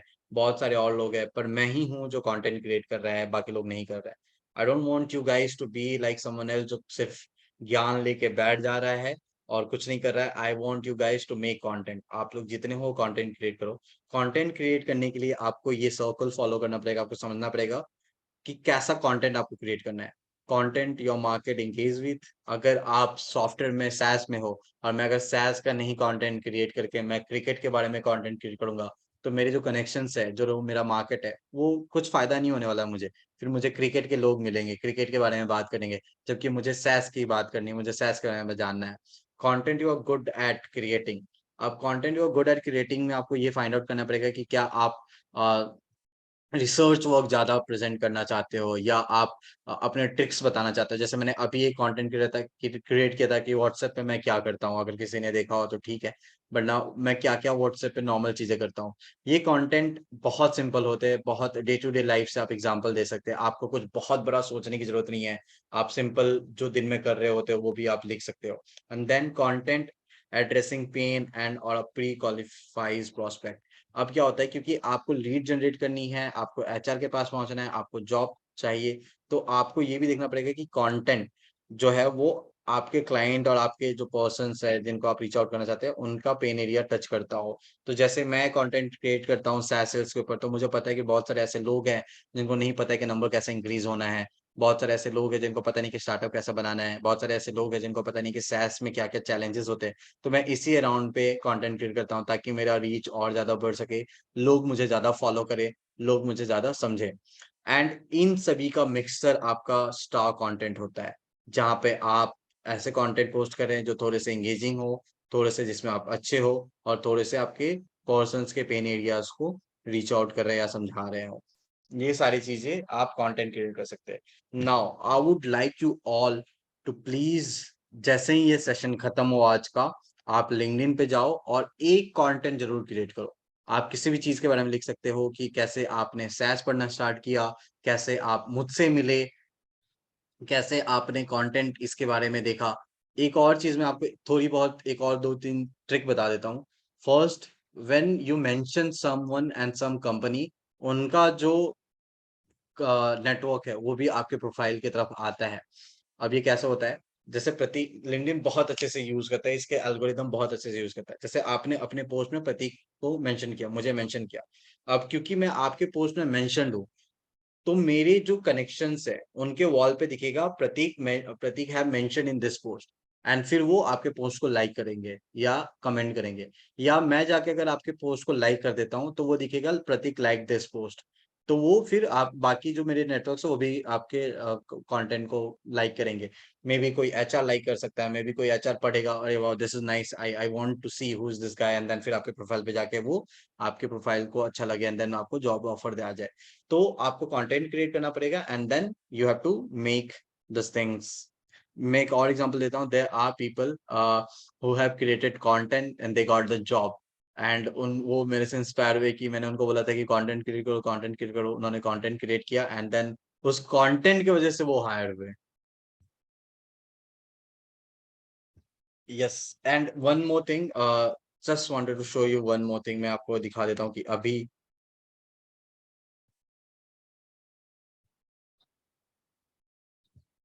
अगर आप मेरे रिसेंट कुछ कंटेंट देखेंगे, मैं एक सिंपल ट्रिक यूज कर रहा हूँ, ये चीज लॉन्ग टर्म में जाके आपको खुद समझ में आने लगेगा, बट मैं आपको बता देता हूँ कि मैंने जो अभी रिसेंटली जो कंटेंट क्रिएट किए हैं उसमें क्या कॉमन है। ये अगर कोई बता सके प्लीज मुझे बताए। ये एक मैंने कुछ दिन पहले कंटेंट किया किया था, ठीक है, ये कुछ दिन पहले, उसके पहले कुछ दिन पहले किया था, फिर ये, फिर ये, फिर ये। अ, अगर कोई समझ पा रहा है, फिर ये, कोई अगर समझ पा रहा है तो मुझे प्लीज बताओ कि क्या कॉमन चीज है। Anyone? Great, pics, correct, Videos. बहुत सही, वीडियोस एंड फोटोग्राफ्स। सो अभी जो लिंक्डइन पे ट्रेंड चल रहा है, जो मैं समझाऊं, जो मैंने एनालिसिस किया है, इस कंटेंट को मैंने बिना इस फोटोग्राफ के पोस्ट किया था, बट मैंने डिलीट कर दिया, फिर वापस इस स्क्रीनशॉट, सिंपल स्क्रीनशॉट के साथ मैंने डाला है। सेम विद दिस, इसमें मैंने बात करी है, there are 4 member in my team, मतलब ट्रैको पे मैंने बात करी, पर मैंने फोटो अपना डाला है, और इस ये इतने इंप्रेशन पे गया है, इतने लोगों ने लाइक किया है एंड ऑल राइट। तो ये एक ट्रेंड होता है जो आपको समझना पड़ता है कि जितने भी आप फोटोज डाल रहे हो उसमें लोगों की एंगेजमेंट ज्यादा हो रही है, लोग ज्यादा समझ रहे हैं, लोग ज्यादा ये मतलब ज्यादा उसको पसंद कर रहे हैं, क्योंकि फोटो सब देखना चाहते हैं, मे भी पढ़े ना पढ़े, पर वो जरूर देख के लाइक करते हैं और एंगेज हो जा रहा है। अब मैं आपको एनालिटिक्स दिखाता हूँ इसका कि क्यों इंपॉर्टेंट है कंटेंट पोस्ट करना। सो ये आप देखो कि इस पे 4591 इंप्रेशन गया है, ठीक है। अब यहाँ पे मैं देख सकता हूँ कि रिएक्शंस कितने हैं, कमेंट कितने हैं, शेयर कितने हैं, ठीक है। अब आप ये देखो कि ये कौन कौन लोग थे। सॉफ्टवेयर इंजीनियर 131, को founder 81, founder 75, business development manager ये, ठीक है, ये सारे लोग हैं। तो मुझे ऑफर्स कौन देगा अभी? या तो को फाउंडर एंड फाउंडर्स ही देंगे, तो वो लोग यहाँ पे हैं।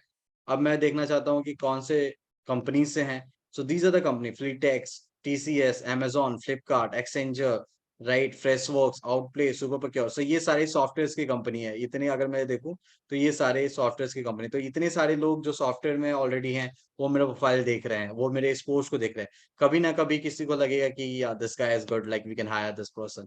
तो ये एक चीजें हैं, राइट। अगर मैं इंडस्ट्री साइज देखूं तो इंडस्ट्री अगर आप देखोगे, IT services, computer software, logistics, मैं क्योंकि लॉजिस्टिक में हूं तो इसमें सब 209 लोग हैं, but software, computer software 200 338 companies ने देखा है, and 499 people are from IT and services. So these are the people whom I wanted to target. अगर मुझे जॉब चाहिए होगा तो मुझे इसी 2 इंडस्ट्री में चाहिए होगा, इसलिए यहाँ ये लोग बहुत इंपॉर्टेंट है। तो ये एक चीज है जो आपको समझनी पड़ेगी, और इसीलिए आपका कंटेंट क्रिएट करना इज वेरी मच रिक्वायर्ड। सो आप कंटेंट क्रिएट जरूर करो।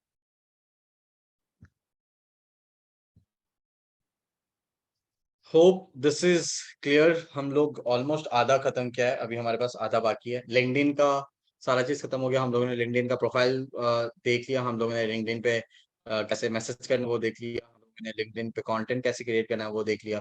सो आप प्लीज कोई ना कोई कंटेंट जरूर क्रिएट करना इसके खत्म होने के बाद, और कंटेंट में किसी ना किसी को मेंशन करो या किसी का रेफरेंस ले लो।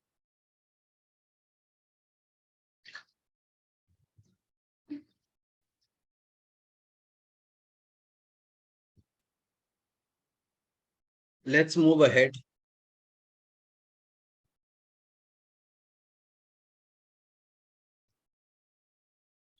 ओके, नाउ अब हम लोगों ने मैसेज कर दिया लिंक्डइन पे, सब कुछ कर दिया। बट अब आता है कि हमारा जो second way of reaching out people है वो है cold email. So cold email बहुत इंपॉर्टेंट होता है। कोल्ड ईमेल हम सभी को पता है कि क्या होता है।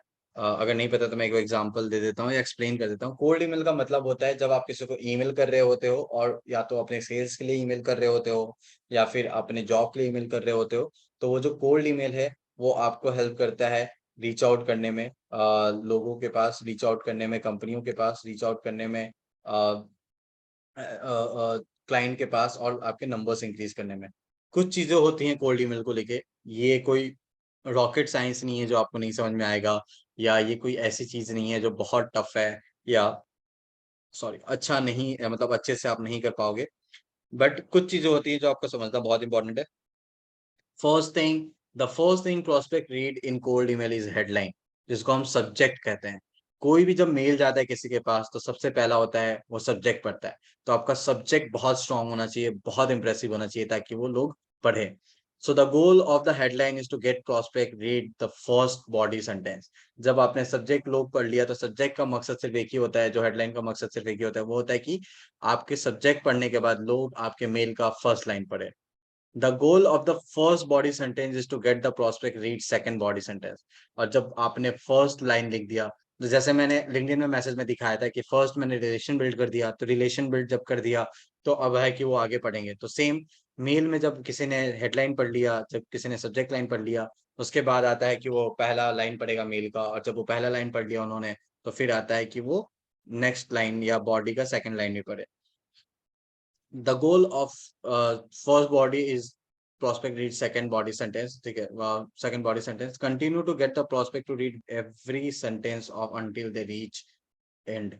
अब जो सेकंड लाइन आपने लिखा है मेल का, उसका आपका टारगेट रहता है कि आपके पूरे मेल को वो पढ़े, एंड जब मेल पढ़ लिया तो फिर आता है again call of action, and वो कॉल ऑफ एक्शन या तो आपको इंटरव्यू कॉल है या फिर आपके साथ मीटिंग फाइनलाइज हो। ये होता है मेल का target. Now, we have few examples of great subject line। Subject line हमेशा ऐसा हो कि आप किसी भी को रीच आउट जब कर रहे हो तो क्यों कर रहे हो वो एकदम क्लियर हो। आप कैसे उनकी हेल्प कर सकते हो, कैसे उनके नंबर इंक्रीज कर सकते हो, क्या कर सकते हो जिसमें उनका फायदा हो। मार्केटिंग मेल्स रोज आते हैं, बहुत सारे लोग मेल्स भेज रहे होते हैं, पर जब आप मेल भेज रहे हो, जब आप कोल्ड ईमेल कर रहे हो, तो लाइन ऐसा हो जो उनके फायदे की हो। सो लोग ऐसे लिखते हैं कि जैसे कोई कोई अगर कोई सीवी भेजता है तो क्या भेजता है, resume, CV, you know, want to join business development, ये सारी चीजें, या CV for business development, CV for SDR, ये सारी चीजें सब्जेक्ट होती है, जो बहुत गलत है। नहीं कोई मेल पढ़ने वाला, नहीं खोलने वाला। अगर आप क्लाइंट को भी भेज रहे हो तो उनका भी होना चाहिए generate more leads for your sales team या increase online sales with Facebook ad. Unique होना चाहिए, यूनिक वैल्यू एंड प्रोस्पेक्ट के लिए होना चाहिए आपके। ठीक है, अब यूनिक वैल्यू मतलब आप नंबर्स भी मेंशन कर सकते हैं, परसेंटेज भी मेंशन कर सकते हैं, इंक्रीज सेल्स बाय 12% और समथिंग लाइक दैट, ये परसेंटेज होना चाहिए। अब समटाइम्स क्या होता है कि लोग जब मैसेज कर रहे होते हैं तो वो लिख देते हैं प्रतीक, हेलो सर, हाय सर, हे, ये सब उल जुलूल चीजें लिख रहे होते हैं। मैं आपको एक बहुत गंदे ईमेल का एग्जांपल आपको दिखाना चाहूंगा जो मुझे आया है। मैं वैसे रिस्पॉन्स नहीं करता हूँ, आज ही सुबह आया है, बट मैं आपको दिखाना चाहता हूँ, होपफुली दिख जाए। So this is the one example जो बहुत ही वाहियात मेल है, और आई डोंट नो मैं इस मेल का रिप्लाई दूं या ना दूं। मेल का सब्जेक्ट है सर, और मेल का लाइन है, sir I want to know how to start SaaS business from scratch, thanks Prakash Sharma. देखो मैं रिप्लाई दे दूंगा क्योंकि मुझे इनकी मदद करनी है, मैं दे दूंगा। बट अगर मैं प्रोफेशनली मतलब नहीं मदद करने के मूड में होता तो मैं ये नहीं मेल रिप्लाई करता। ये क्या है सर का कोई मतलब होता ही नहीं है, मतलब ये बहुत ही गंदा मेल का एक है, तो आप प्लीज ऐसा मत करना। Now when you are sending a mail at is people like first name, hey, first name hey Prateek, hey mister Pandey और समथिंग लाइक दैट, राइट, या हे, ये बहुत अच्छा तरीका होता है क्योंकि लोगों को अपना नाम पढ़ना और सुनना बहुत अच्छा लगता है। जब भी कोई आपको फोन कर रहा होता है और वो बार बार अगर पूछेगा है देवोत्तम, है प्रतीक, है प्रतीक, तो वो जो नाम जब आपने लिया है वो आपका सम कॉसेस माइंड में वो आपके अटेंशन को अट्रैक्ट करता है for 30 second. So every time when you are taking name, you are attracting like attention for 30 second. तो जब आप नाम लिख रहे होते हो तो सेम होता है, लोग पढ़ना पसंद करते हैं, वरना बहुत सारे मेल्स आ रहे होते हैं. और बहुत गंदा तरीका होता है ये to whom this may concern और डियर और something like that, let me tell you about. तो मतलब बिना इंट्रोडक्शन के, बिना एड्रेसिंग के ही मेल स्टार्ट कर देना, तो ये बहुत गलत होता है. तो आपका सब्जेक्ट लाइन बहुत स्ट्रांग होना चाहिए, आपका इंट्रोडक्शन बहुत स्ट्रांग होना चाहिए. ठीक है, उसके बाद आते हैं मेल का लेंथ. मेल का लेंथ बहुत सिंपल, मोर लेस आपका 3 to 4 सेंटेंसेस होना चाहिए. उसमें स्पेसिंग अच्छे से होनी चाहिए, मतलब कोई भी एक लंबा कहानी मत लिख दो आप, 2 लाइन का 4 पैरा लिख दो, या दो लाइन के 2 पैरा लिख दो, पर स्पेसिंग बहुत सही होनी चाहिए. मेन की लेंथ अगर 8-9 सेंटेंसेस के आप दे रहे हो तो वो बहुत अच्छा है, पर वो बहुत मुश्किल होता है लिखना, तो क्योंकि छोटा मेल लोग पढ़ के रिप्लाई कर सकते हैं, बट अगर आप मेल बड़ा भी लिख रहे हो तो बड़े मेल में आपको ये मेंशन करना पड़ेगा कि हर एक लाइन उनके लिए हो और हर एक लाइन एकदम उनके फायदे के लिए हो. अब देखते हैं मेल के एग्जांपल. तो अगर आप किसी को लीड जनरेट करने के लिए आप किसी को मेल करें, कोल्ड मेल, तो this is the best mail you can send. Hey Tony, यहाँ पे आपने एकदम अच्छे से इंट्रोड्यूस कर लिया. Jason let me know that we're the best person to talk about direct mail marketing. अब सेम यहाँ पे मैंने जिस मेल में जो भेजा है उसने रिलेशन बिल्ड कर दिया. जशन कोई पर्सन है जिसने इन्हें बताया है कि टोनी जो है बेस्ट पर्सन है डायरेक्ट मेल मार्केटिंग के लिए बात करने के लिए. फिर my company lab helps real estate CRM to increase revenue. अब यहाँ पे इसने बता दिया कि इसकी कंपनी क्या करती है, तो इंक्रीज करती है रेवेन्यू को, right. Attract new customer bye enable this. तो इन्होंने 2 लाइन में ही अपना पूरा काम बता दिया. If you are appropriate person to speak with, what does your calendar look like. अब इसने बता दिया कि मतलब इसने कॉल ऑफ एक्शन दे दिया कि अगर आप सही है तो आपका बताओ कैलेंडर कैसा दिखता है, ताकि हम बात कर सकें. अगर नहीं है तो कौन है वो भी आप बता दो. तो इसने रेफरेंस भी मांग लिया. ये है बेस्ट मेल. आप किसी को अगर लीड जनरेट के लिए भेज रहे हो तो अब ये आप अपने हिसाब से इसको चेंज एंड कस्टमाइज कर सकते हो. अब क्योंकि हम यहाँ पे जॉब के लिए बात कर रहे हैं, बहुत सारी चीजें हमें एंडिंग में जाके जॉब लेने पे फोकस करना है. तो ये मैं मेल करता था जब मुझे जॉब चाहिए था, आज से 3-4 साल पहले, 2 साल पहले, और ये यूज करता था. और ट्रस्ट मी, मुझे इस पे बहुत रिप्लाई आए थे, और इसके वजह से मैं 2-3 मेल्स, 2-3 कंपनी में भी हायर्ड हुआ था. तो पहला, अगर आप मेरे सब्जेक्ट लाइन पे देखेंगे तो एकदम करेक्ट और simple. I have an idea of how to solve software sales problem. Simple. मैंने ये मेल लिखा और मैंने ये हेडलाइन दे दिया, मैंने सब्जेक्ट लाइन दे दिया, जिसमें साफ साफ समझ में आ जाता है कि मैं क्या करना चाहता हूँ और उनके फायदे के लिए बात है. हे, मैंने सिर्फ हे लिखा है, करेक्ट मिस्टर, ये वो कुछ नहीं लिखा, क्योंकि मैंने एक कंपनी के ईमेल आईडी पे डाला था, तो मैंने नाम नहीं लेना प्रेफर किया. क्योंकि अगर आप देखेंगे 4M है, तो वो इन जनरिक एचआर वाला जो मेल होता था वो था. I am interested in finding out more about the opportunity of work with you as a business development or sales.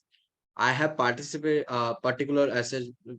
I would be particular assets because I have 3+ years logistics as sales experience working in a startup environment and managing large client like this. Right. I'm currently focused mainly selling SaaS, closing deals and creating market IT solution. I'm also excited about the prospect of working with you because planning and spending and sales marketing, right? I would love to schedule a time to do this and I'll follow up 30 August if I haven't received reply from before then. Looking forward to it. Now मैंने यहाँ पे ये बता दिया कि मैं क्या करना चाहता हूँ, मैं क्यों फायदेमंद रहूंगा उनके लिए, वो बता दिया. और यहाँ पे लास्ट में कॉल ऑफ एक्शन क्या रहेगा वो भी बता दिया. और मैंने ये भी बता दिया कि अगर मुझे 30 अगस्त से पहले नहीं रिप्लाई आया तो मैं खुद से फॉलो अप करूंगा, उनको ये बता दिया मैंने. तो अगर कोई इग्नोर करना चाहता है, जैसे इसने पहले पढ़ लिया एंड देन फिर इग्नोर करना चाहता है, तो वो इग्नोर तो कर देगा, पर क्योंकि उसे पता है कि मैं फॉलो अप मैं करूंगा, तो या तो वो मुझे सीधे बोल देंगे कि अभी हायरिंग की जरूरत नहीं है, हम नहीं हायर कर रहे हैं, आपकी जरूरत नहीं है, तो मैं उस पर नहीं नेक्स्ट करूंगा, तो उनका इनबॉक्स खाली रहेगा, या तो वो मुझे सीधे कॉल कर लेंगे. तो ये एक बेस्ट तरीका होता है मेल लिखने का. Now, if you guys have any concern, any query, please feel free to raise hand and ask.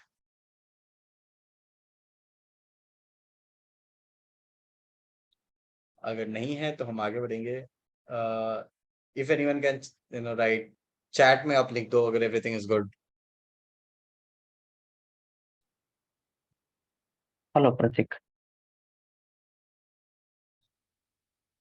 Hello. Yeah, Yeah, Pratik.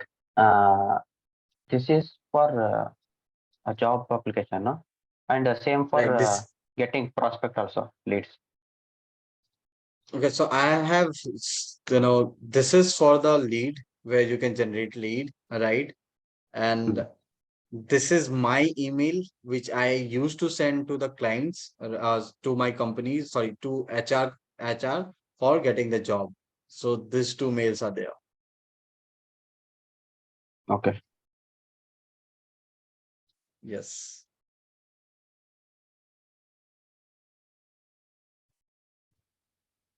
All right, let's move to the last part of this entire session is basically आज का हमारा last रहेगा कि cold calling कैसे होगा। तो हम लोगों ने लिंक्डइन देख लिया, लिंक्डइन क्यों इंपॉर्टेंट है वो देख लिया, लिंक्डइन का प्रोफाइल बना लिया, हम लोगों ने लिंक्डइन पे मैसेज करके लीड जनरेट करना और लिंक्डइन पे एचआर से बात करना देख लिया, हम लोगों ने कोल्ड मेलिंग देख लिया, कोल्ड मेलिंग में जो क्या इंपॉर्टेंट है वो देख लिया और कैसे मेल लिखना है वो देख लिया। Now let's take deep dive into cold calling. This is most oldest way of selling, just for your information, क्योंकि कोल्ड कॉलिंग बहुत बहुत पहले से चली आ रही है। This is the most attractive way to generate Leeds.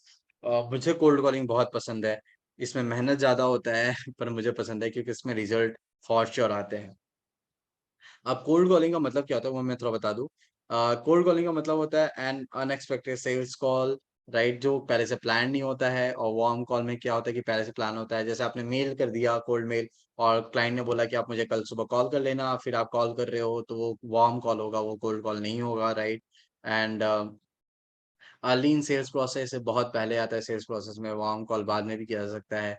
So based on research होता है ये कोल्ड कॉलिंग, राइट। एंड जो वार्म कॉल होता है वो बहुत सारी चीजों को पहले से देख के आया हुआ रहता है। एंड देन उसके बाद आता है पोटेंशियली वेरी सक्सेसफुल। एंड यहाँ पे ये वेरी सक्सेसफुल रहता है क्योंकि कोल्ड कॉलिंग बहुत से बार लोग फोन काट देते या बात नहीं करना चाहते। Now there are few things which you have to do while making call। तो ये पूरा प्रोसेस है कोल्ड कॉल करने का, ये एक एक चीज आप फॉलो कर सकते हो। सबसे पहले आपको एक कोल्ड कॉल की स्क्रिप्ट बनानी पड़ेगी, आपको लिखना पड़ेगा कि आप क्या बोलना चाहते हो, कैसे कैसे बोलोगे, क्या पिच करोगे। ये ये जनरली क्या होता है जब आप किसी को भी फोन कर रहे होते हो या किसी से भी बात कर रहे होते हो, तब बहुत इंपॉर्टेंट हो जाता है कि आप हर चीजें लिख के रखो, क्योंकि जब आप नहीं लिखे रहोगे तो मे बी आप कोई पॉइंट भूल सकते हो। अब मैं ये नहीं बोलूंगा कि स्क्रिप्ट आपको पूरा वर्ड बाय वर्ड आपका लिखा होना चाहिए, आप कुछ चीजें इग्नोर कर सकते हो, बट मेजर जो पॉइंट्स है वो जरूर आप लिख सकते हो और उनको लिखा ही होना चाहिए। Second, find their phone number. Phone number कैसे फाइंड करना है, लीड्स एंड फोन नंबर कैसे फाइंड आउट करना है, वो हम लोगों ने लास्ट सेशन में देख लिया था, लूशा एंड बाकी चीज की तरह। रिसर्च योर लीड, रिसर्च कैसे करना है लीड्स का वो भी हम लोग ने लास्ट सेशन में देख लिया था कि आप लिंक्डइन पढ़ सकते हो, वेबसाइट पढ़ सकते हो, उनके बारे में पढ़ सकते हो। Determine best time to call, ये अब बहुत इंपॉर्टेंट होता है। कॉलिंग का टाइमिंग बहुत बड़ा मेजर रोल प्ले करता है किसी भी कॉल के सक्सेसफुल होने का और फेलियर होने में। जनरली जो कॉल्स होते हैं, अगर आप सीएक्सओस को कर रहे होते हो तो आप प्रेफर करो सेकंड हाफ में करने के लिए। मंडे अवॉइड करो कॉल करना, क्योंकि मंडे 2 दिन की छुट्टी के बाद लोग आते हैं अपने डेस्क पे और वो काम करना स्टार्ट करते हैं। तो मंडे अवॉइड करो आप कॉल करना। अगर आप बहुत मुझ जैसे अगर आप बहुत सालों से कोल्ड कॉल कर रहे हो, तो जैसे मैं प्रेफर करता हूँ कि मैं वीकेंड्स पे भी कॉल कर लूँ या शाम को भी कॉल कर लूँ आफ्टर 6 o'clock, जहाँ पे मैं कॉन्फिडेंटली बात कर रहा होता हूँ और उनसे बात कर रहा था, तो लोग बात करना ज्यादा चाहते हैं। बट अगर आप फ्रेशर हो तो आप आफ्टर ऑफिस आप मत कॉल करो, क्योंकि आपकी आवाज से पता चल जाता है कि आप फ्रेशर हो या फिर आपका 1 या 2 साल का एक्सपीरियंस है या आप सिर्फ 1 या 2 बार आपने कॉल किया है। तो वो लोग आपके ऊपर हावी हो जाएंगे एंड फिर वो आपको डांट के बोलेंगे कि this is not the good time to talk, please call me after 2 days or 5 days something like that. तो ये टाइमिंग बहुत इंपॉर्टेंट होती है। Get in the right mindset, ये बहुत जरूरी है। अगर आप मतलब गुस्से में हो, अपसेट हो या आपके बॉस के साथ झगड़ा हो गया और फिर आप कोल्ड कॉलिंग करने बैठ रहे हो, तो वो वर्कआउट नहीं करेगा, वो नेगेटिविटी रहेगी। तो जब भी आप कॉल कर रहे हो तो कोशिश करो कि आप अच्छे मूड में हो और आपका माइंडसेट बहुत सही है। Begin the cold call with the opener, opener बहुत इंपॉर्टेंट होता है। ओपनर क्या होता है मैं आपको अभी नेक्स्ट लाइन में बताऊंगा कि कैसे करना है और मैं आपको दिखाऊंगा अभी कि कॉलिंग कैसे होती है। State your reason for calling, आपको बताना होगा कि आप क्यों कॉल कर रहे हो। दूसरा पहला लाइन आपका ओपनर होगा, सेकंड आपका लाइन होगा कि क्यों कॉल कर रहे हो, गिव योर पिच, आप बताओ, अपना पिच दो, और ओवरकम एनी ऑब्जेक्शन। अगर बीच में उन्होंने कोई कुछ पूछा तो आप ऑब्जेक्शन, अगर उनका रहता है कि कैसे काम करता है, क्या प्रॉफिट है, क्या लॉस है, ये सारी चीजें, तो आप उन ऑब्जेक्शन को हैंडल करो। फिर perform an internal need assessment. अब ये क्या होता है, क्योंकि एसडीआर में आप कोल्ड कॉलिंग कर रहे होते हो तो आपको ये भी पता करना होता है कि क्या सच में क्लाइंट की नीड है या नहीं, ये सारी चीजें। And then end with a strong call of action. Strong call of action का मतलब होता है या तो आपने मीटिंग फिक्स कर ली है, या तो आपने डायरेक्ट उनको पिच करके सेल आउट कर दिया है। And then track and improve your result. तो ये आपको डे ऑन डे पे आएगा। कुछ यूनिक चीज और होती है कि आप जब भी कॉल कर रहे हो आप एंथुसियास्टिक फील करो। आप लो साउंड नहीं कर सकते, हमेशा एंथुसियास्टिक रहो जब आप कॉल कर रहे हो। स्माइल करो, इवन जब आप कॉल पे हो, फोन पे हो, आप स्माइल करो, क्योंकि जब आप स्माइल कर रहे होते हो तो सामने वाले को उस आवाज में पता चल जाता है कि आप स्माइल पे बात कर रहे हो। आप अगर ऐसे गुस्से में बात करोगे तो वही पता चल जाता है, तो वो टोन चेंज हो जाता है। तो I always put smile, maybe fake smile हो, बट आप करो क्योंकि वो आपकी आदत बन जाएगी। We ready with notebook. तो हम समटाइम्स क्या होता है कि हम बाहर निकल के फोन कर रहे होते हैं या घूमते घूमते फोन कर रहे होते हैं, वो बहुत गलत है, क्योंकि समटाइम्स क्लाइंट बहुत इंपॉर्टेंट बातें बोल देता है और आप लिखना भूल जाते हो, बाद में आपको प्रॉब्लम आती है। So here are few examples of openers, right? मैं जो सेम यहाँ पे भी सेम आएगा कि आपको फर्स्ट लाइन में ही रिलेशन बिल्ड कर देना है, आपको एक रेफरेंस दे देना है। तो अगर मैं कॉल कर रहा होता हूँ, ठीक है, तो मैं हमेशा ट्राई करता हूँ कि मैं रेफरेंस लूँ। जैसे मैं कॉल किया है, this is Prateek, mister, let's say Mr. Jack, this is Pratik. I'm calling because I got a reference from one of my friend. Yeah, I seen that you have working on this, right?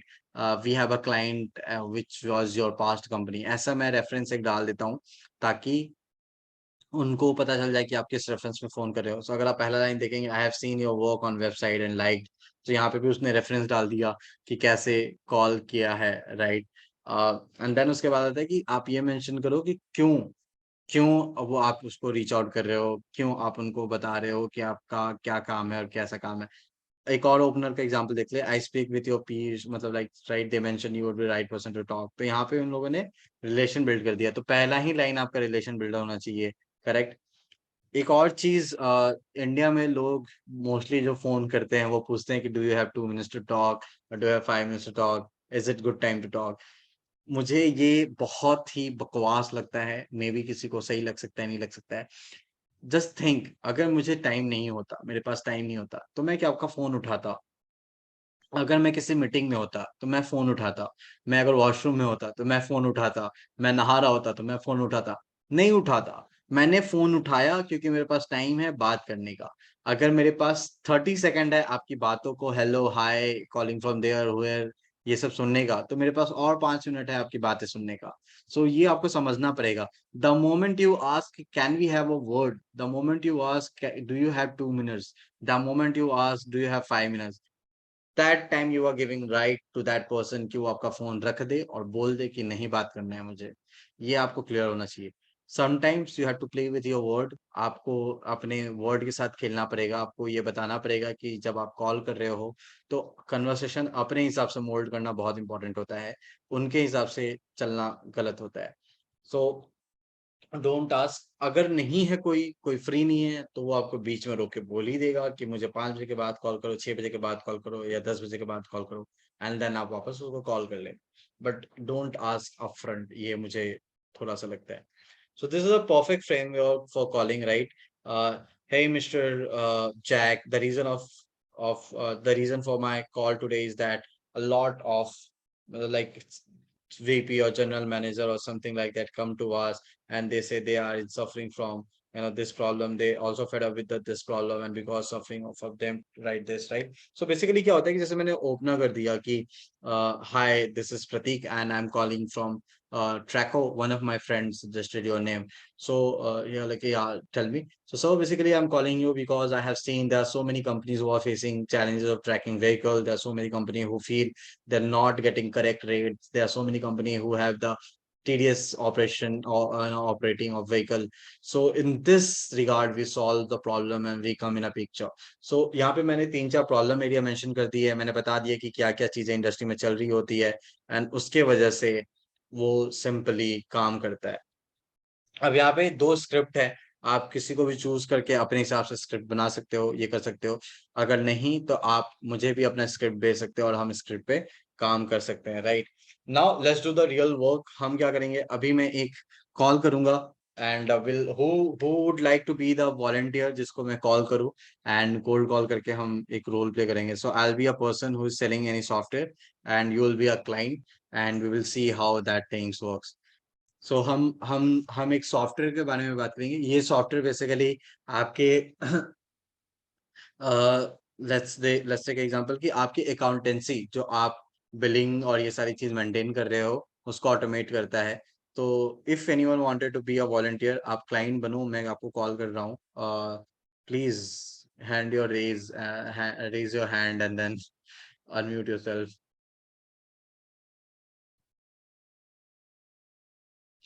Okay, Sumedh, please unmute yourself. I'm going to call you. Hello. Yeah, so ready for the call?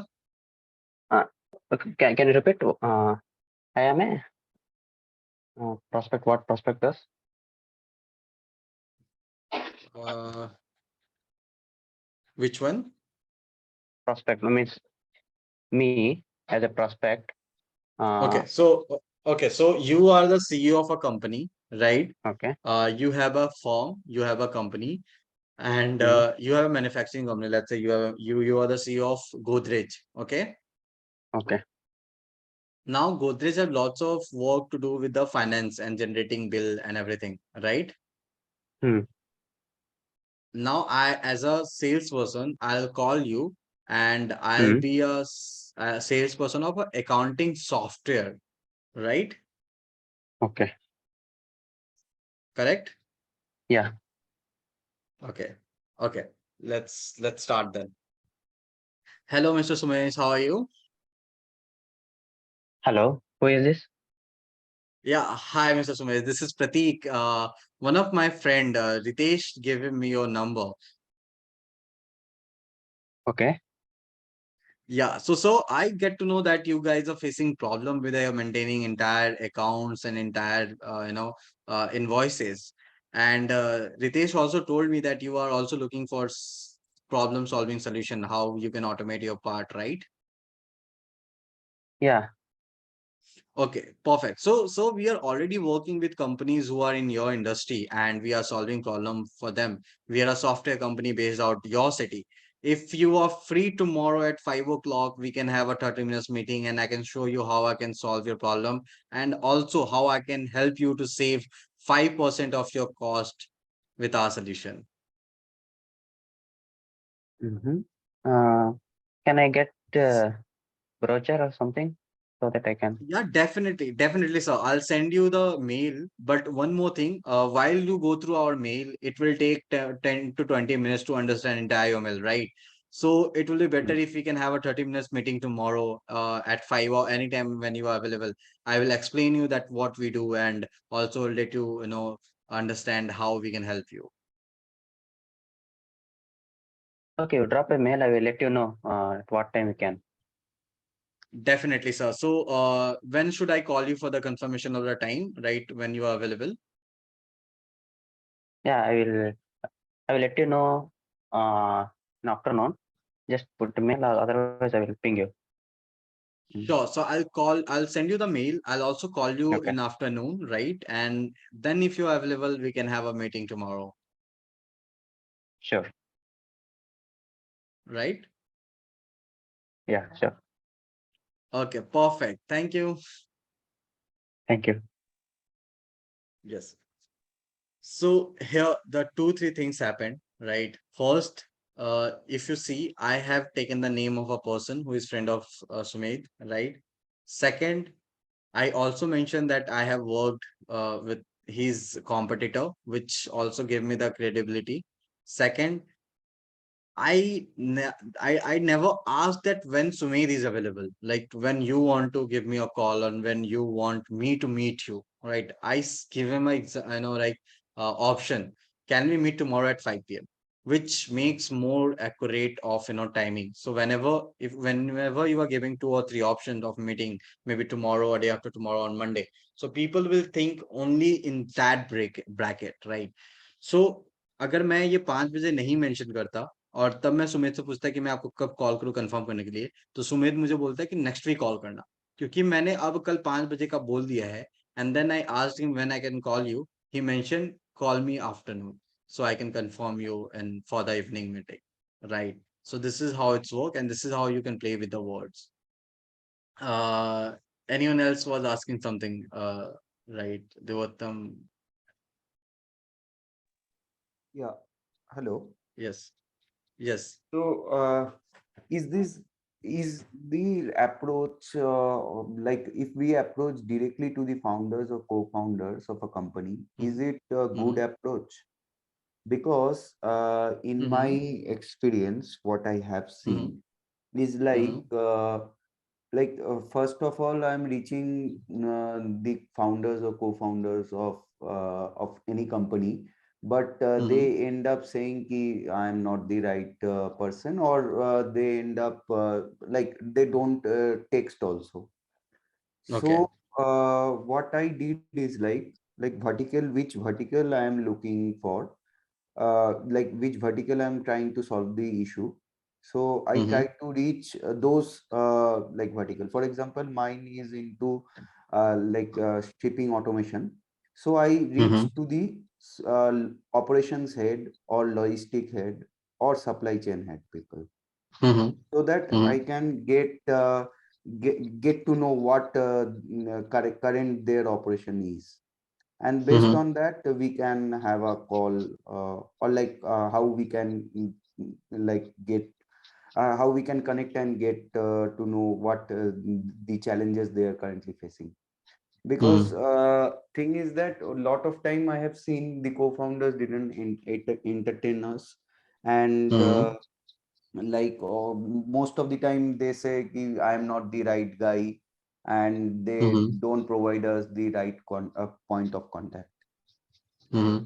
So my company suggested me not to go for founders and co-founders. So is this the right Okay. approach? Yes, it is the right approach. Now let me give you the example why this is the right approach, right? So there's a one way called top to bottom approach, and second way is bottom to top approach, right?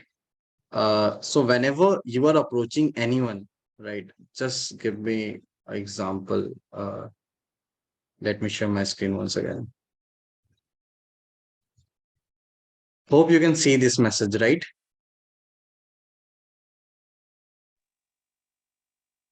So this is a guy, Soham Mittal, right? He's a director of Greenply, right? He's a director of Greenply. And one of my teammate whom I asked him to reach out, he reached out to this person, Subham Mittal, on WhatsApp, right? Here, again, he added 2 or 3 things. He mentioned we met with Mr. Rajiv Singh, head of logistics of Greenply at Rudipur office, right? So he established the relation that why he is reaching out to this person. So in any case, maybe you can take option, or you can take name of the person whom you have connected earlier, or if you are reaching out to the first time, you can take a name of competitor. So let's say Greenply ka competitor is Century Ply or Accentessa or Austin Ply. So I can mention. So I was in conversation with Accentessa and they are refer your name. So this why I'm reaching out to you, right? And हम लोगों ने बताया कि क्या क्या चल रहा है. Now he said, I'm not in India. Please continue discussion with Rajiv, and I'm sure they will brief me. After this message, right? We got a call from a person, that particular logistic head, and he asked us to meet again and start the entire sales process once again, right?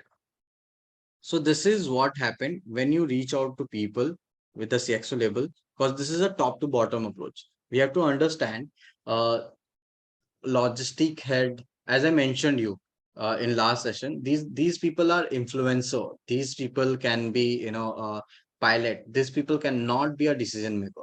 Your decision makers are CXO and CEOs. The only thing why they don't respond and why they don't entertain people, cause these people have very good sense, right? These people are very, very good people. So they know how they can, right, how they can, what I say, how they can manipulate people. So let's take an example. Let's take an example. We will call someone right now, all right? We will call someone right now, and then we will see how that thing is happening, right? What say? करना चाहिए हमें?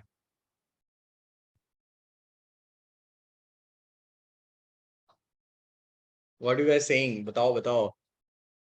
Should we call someone right now? And I'll try बिल्कुल to talk to them. Huh? बिल्कुल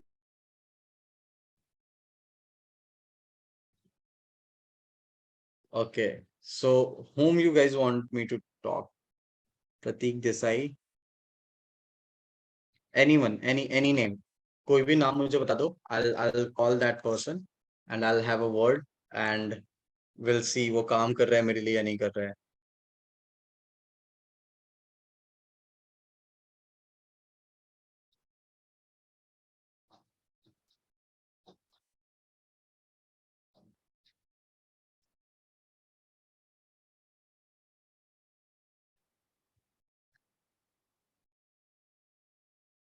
whom we should call, किसको call करना चाहिए? Let's see. मैंने अभी नेटवर्क में किसी को ऐड किया था अभी. ठीक है, मैं उनसे बात करने की कोशिश करता हूँ. अगर मैंने किसी, और मैं ट्रैकों के हिसाब से ही बात करूंगा, right?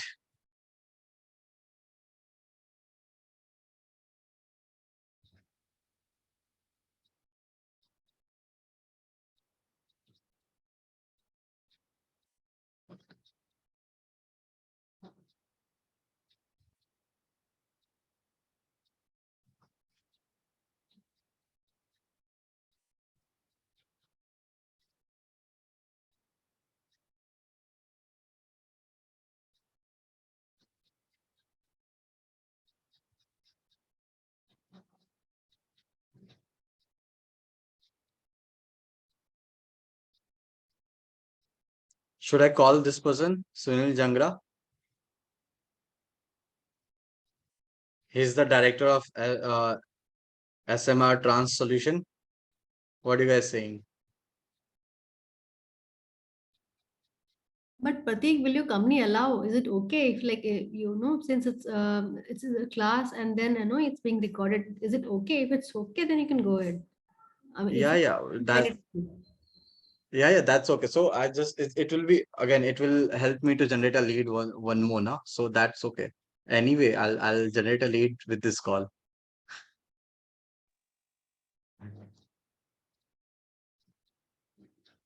Okay, let's take an example. Mm,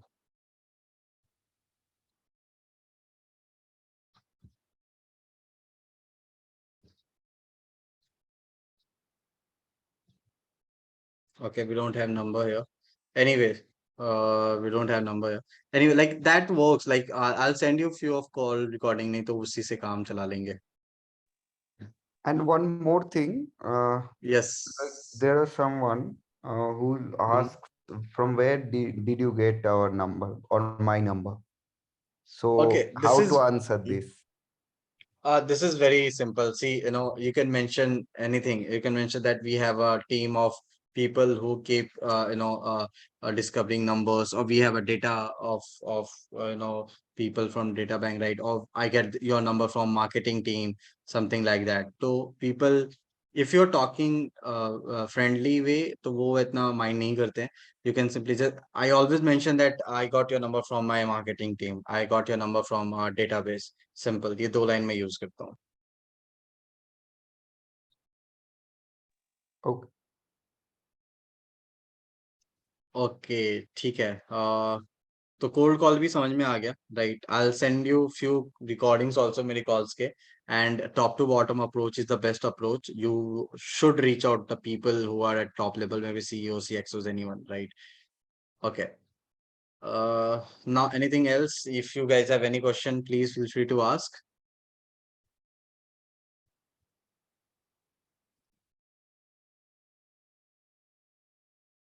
Okay, if not, then we are at the end of our assignment, right? So you have assignment this week. You have to put, you have to set up your LinkedIn account, right? You have to create your LinkedIn account in a very good way, which I've mentioned and shared. And then you have to share that account with me. Then post the content on LinkedIn. As I mentioned, कोई भी content आप post करो and write 5 emails to HR. These HR will be all those HR जिनको आप reach out करना चाहते हो बहुत दिनों से, उनको आप एक mail अच्छे से लिख के, मेरे रेफरेंस जो ये पीपीटी शेयर करने वाला हूँ उस रेफरेंस से आप ले सकते हो, and give a cold call to any HR. So instead of client आप एचआर को कॉल करके ये बोलो कि यू गॉट रेफरेंस और something like that, and then you wanted to switch job or something like that. If they have any opportunity, please let us know or something like that. तो ये आपको करना है.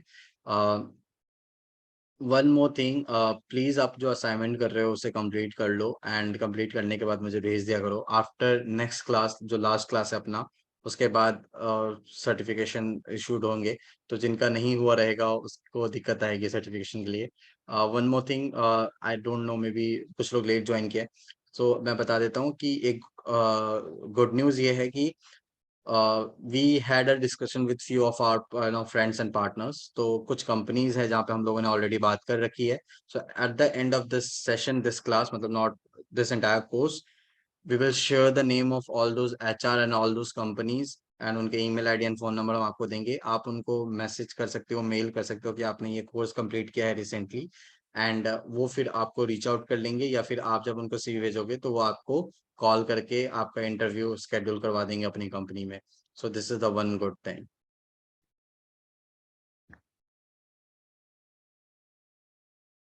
Yes, this is the good news. Okay, guys. So if you guys have any query, please feel free to ask, or else we will see you in the next class. Hello, Pratik. Okay, guys. Chalo, take care. Hello. Bye bye. Have a, yeah. You have query, right? Yeah. Yeah, Pratik, Okay, that's a please ask. great news. Yeah. I want to ask that the cold email or cold call, Mm-hmm. what is the percentage that we get response out of Okay, 10? so mhm. So cold email basically is a 10%, to be very honest. You will get 10 replies in 100 mails, you'll get one reply in 10 mails. All right. And from cold calling, it's depend in your skills, and it depends the way you are calling. So maybe you can convert 5 call and in 5 calls, or you cannot close any of calls in maybe entire day or something like that. So yeah. Okay. And this is for fixing appointment, Mhm. cold call and cold email, only for fixing Right. appointment, right? Right.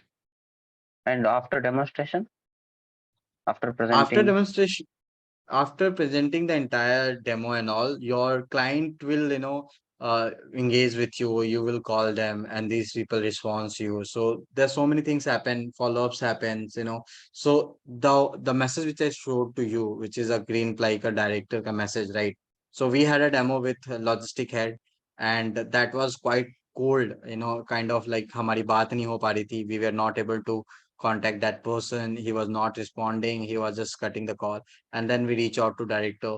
He said connect with that person, but he somehow informed that person that these people have reached out to me, so please have a look. And that's why that person is replied us, and he called us again and said, let's take it forward. Mhm. Means other department will take care of it. Yeah. Okay. Thank you. Right. Anything else, guys? If you guys have any query, please feel free to ask. Raise your hand and ask the question.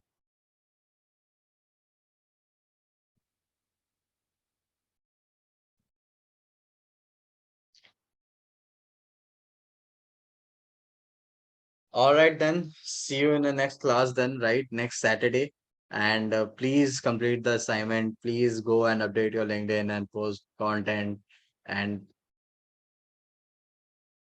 yeah, okay. Chalo, bye bye. Good night. Have a great week.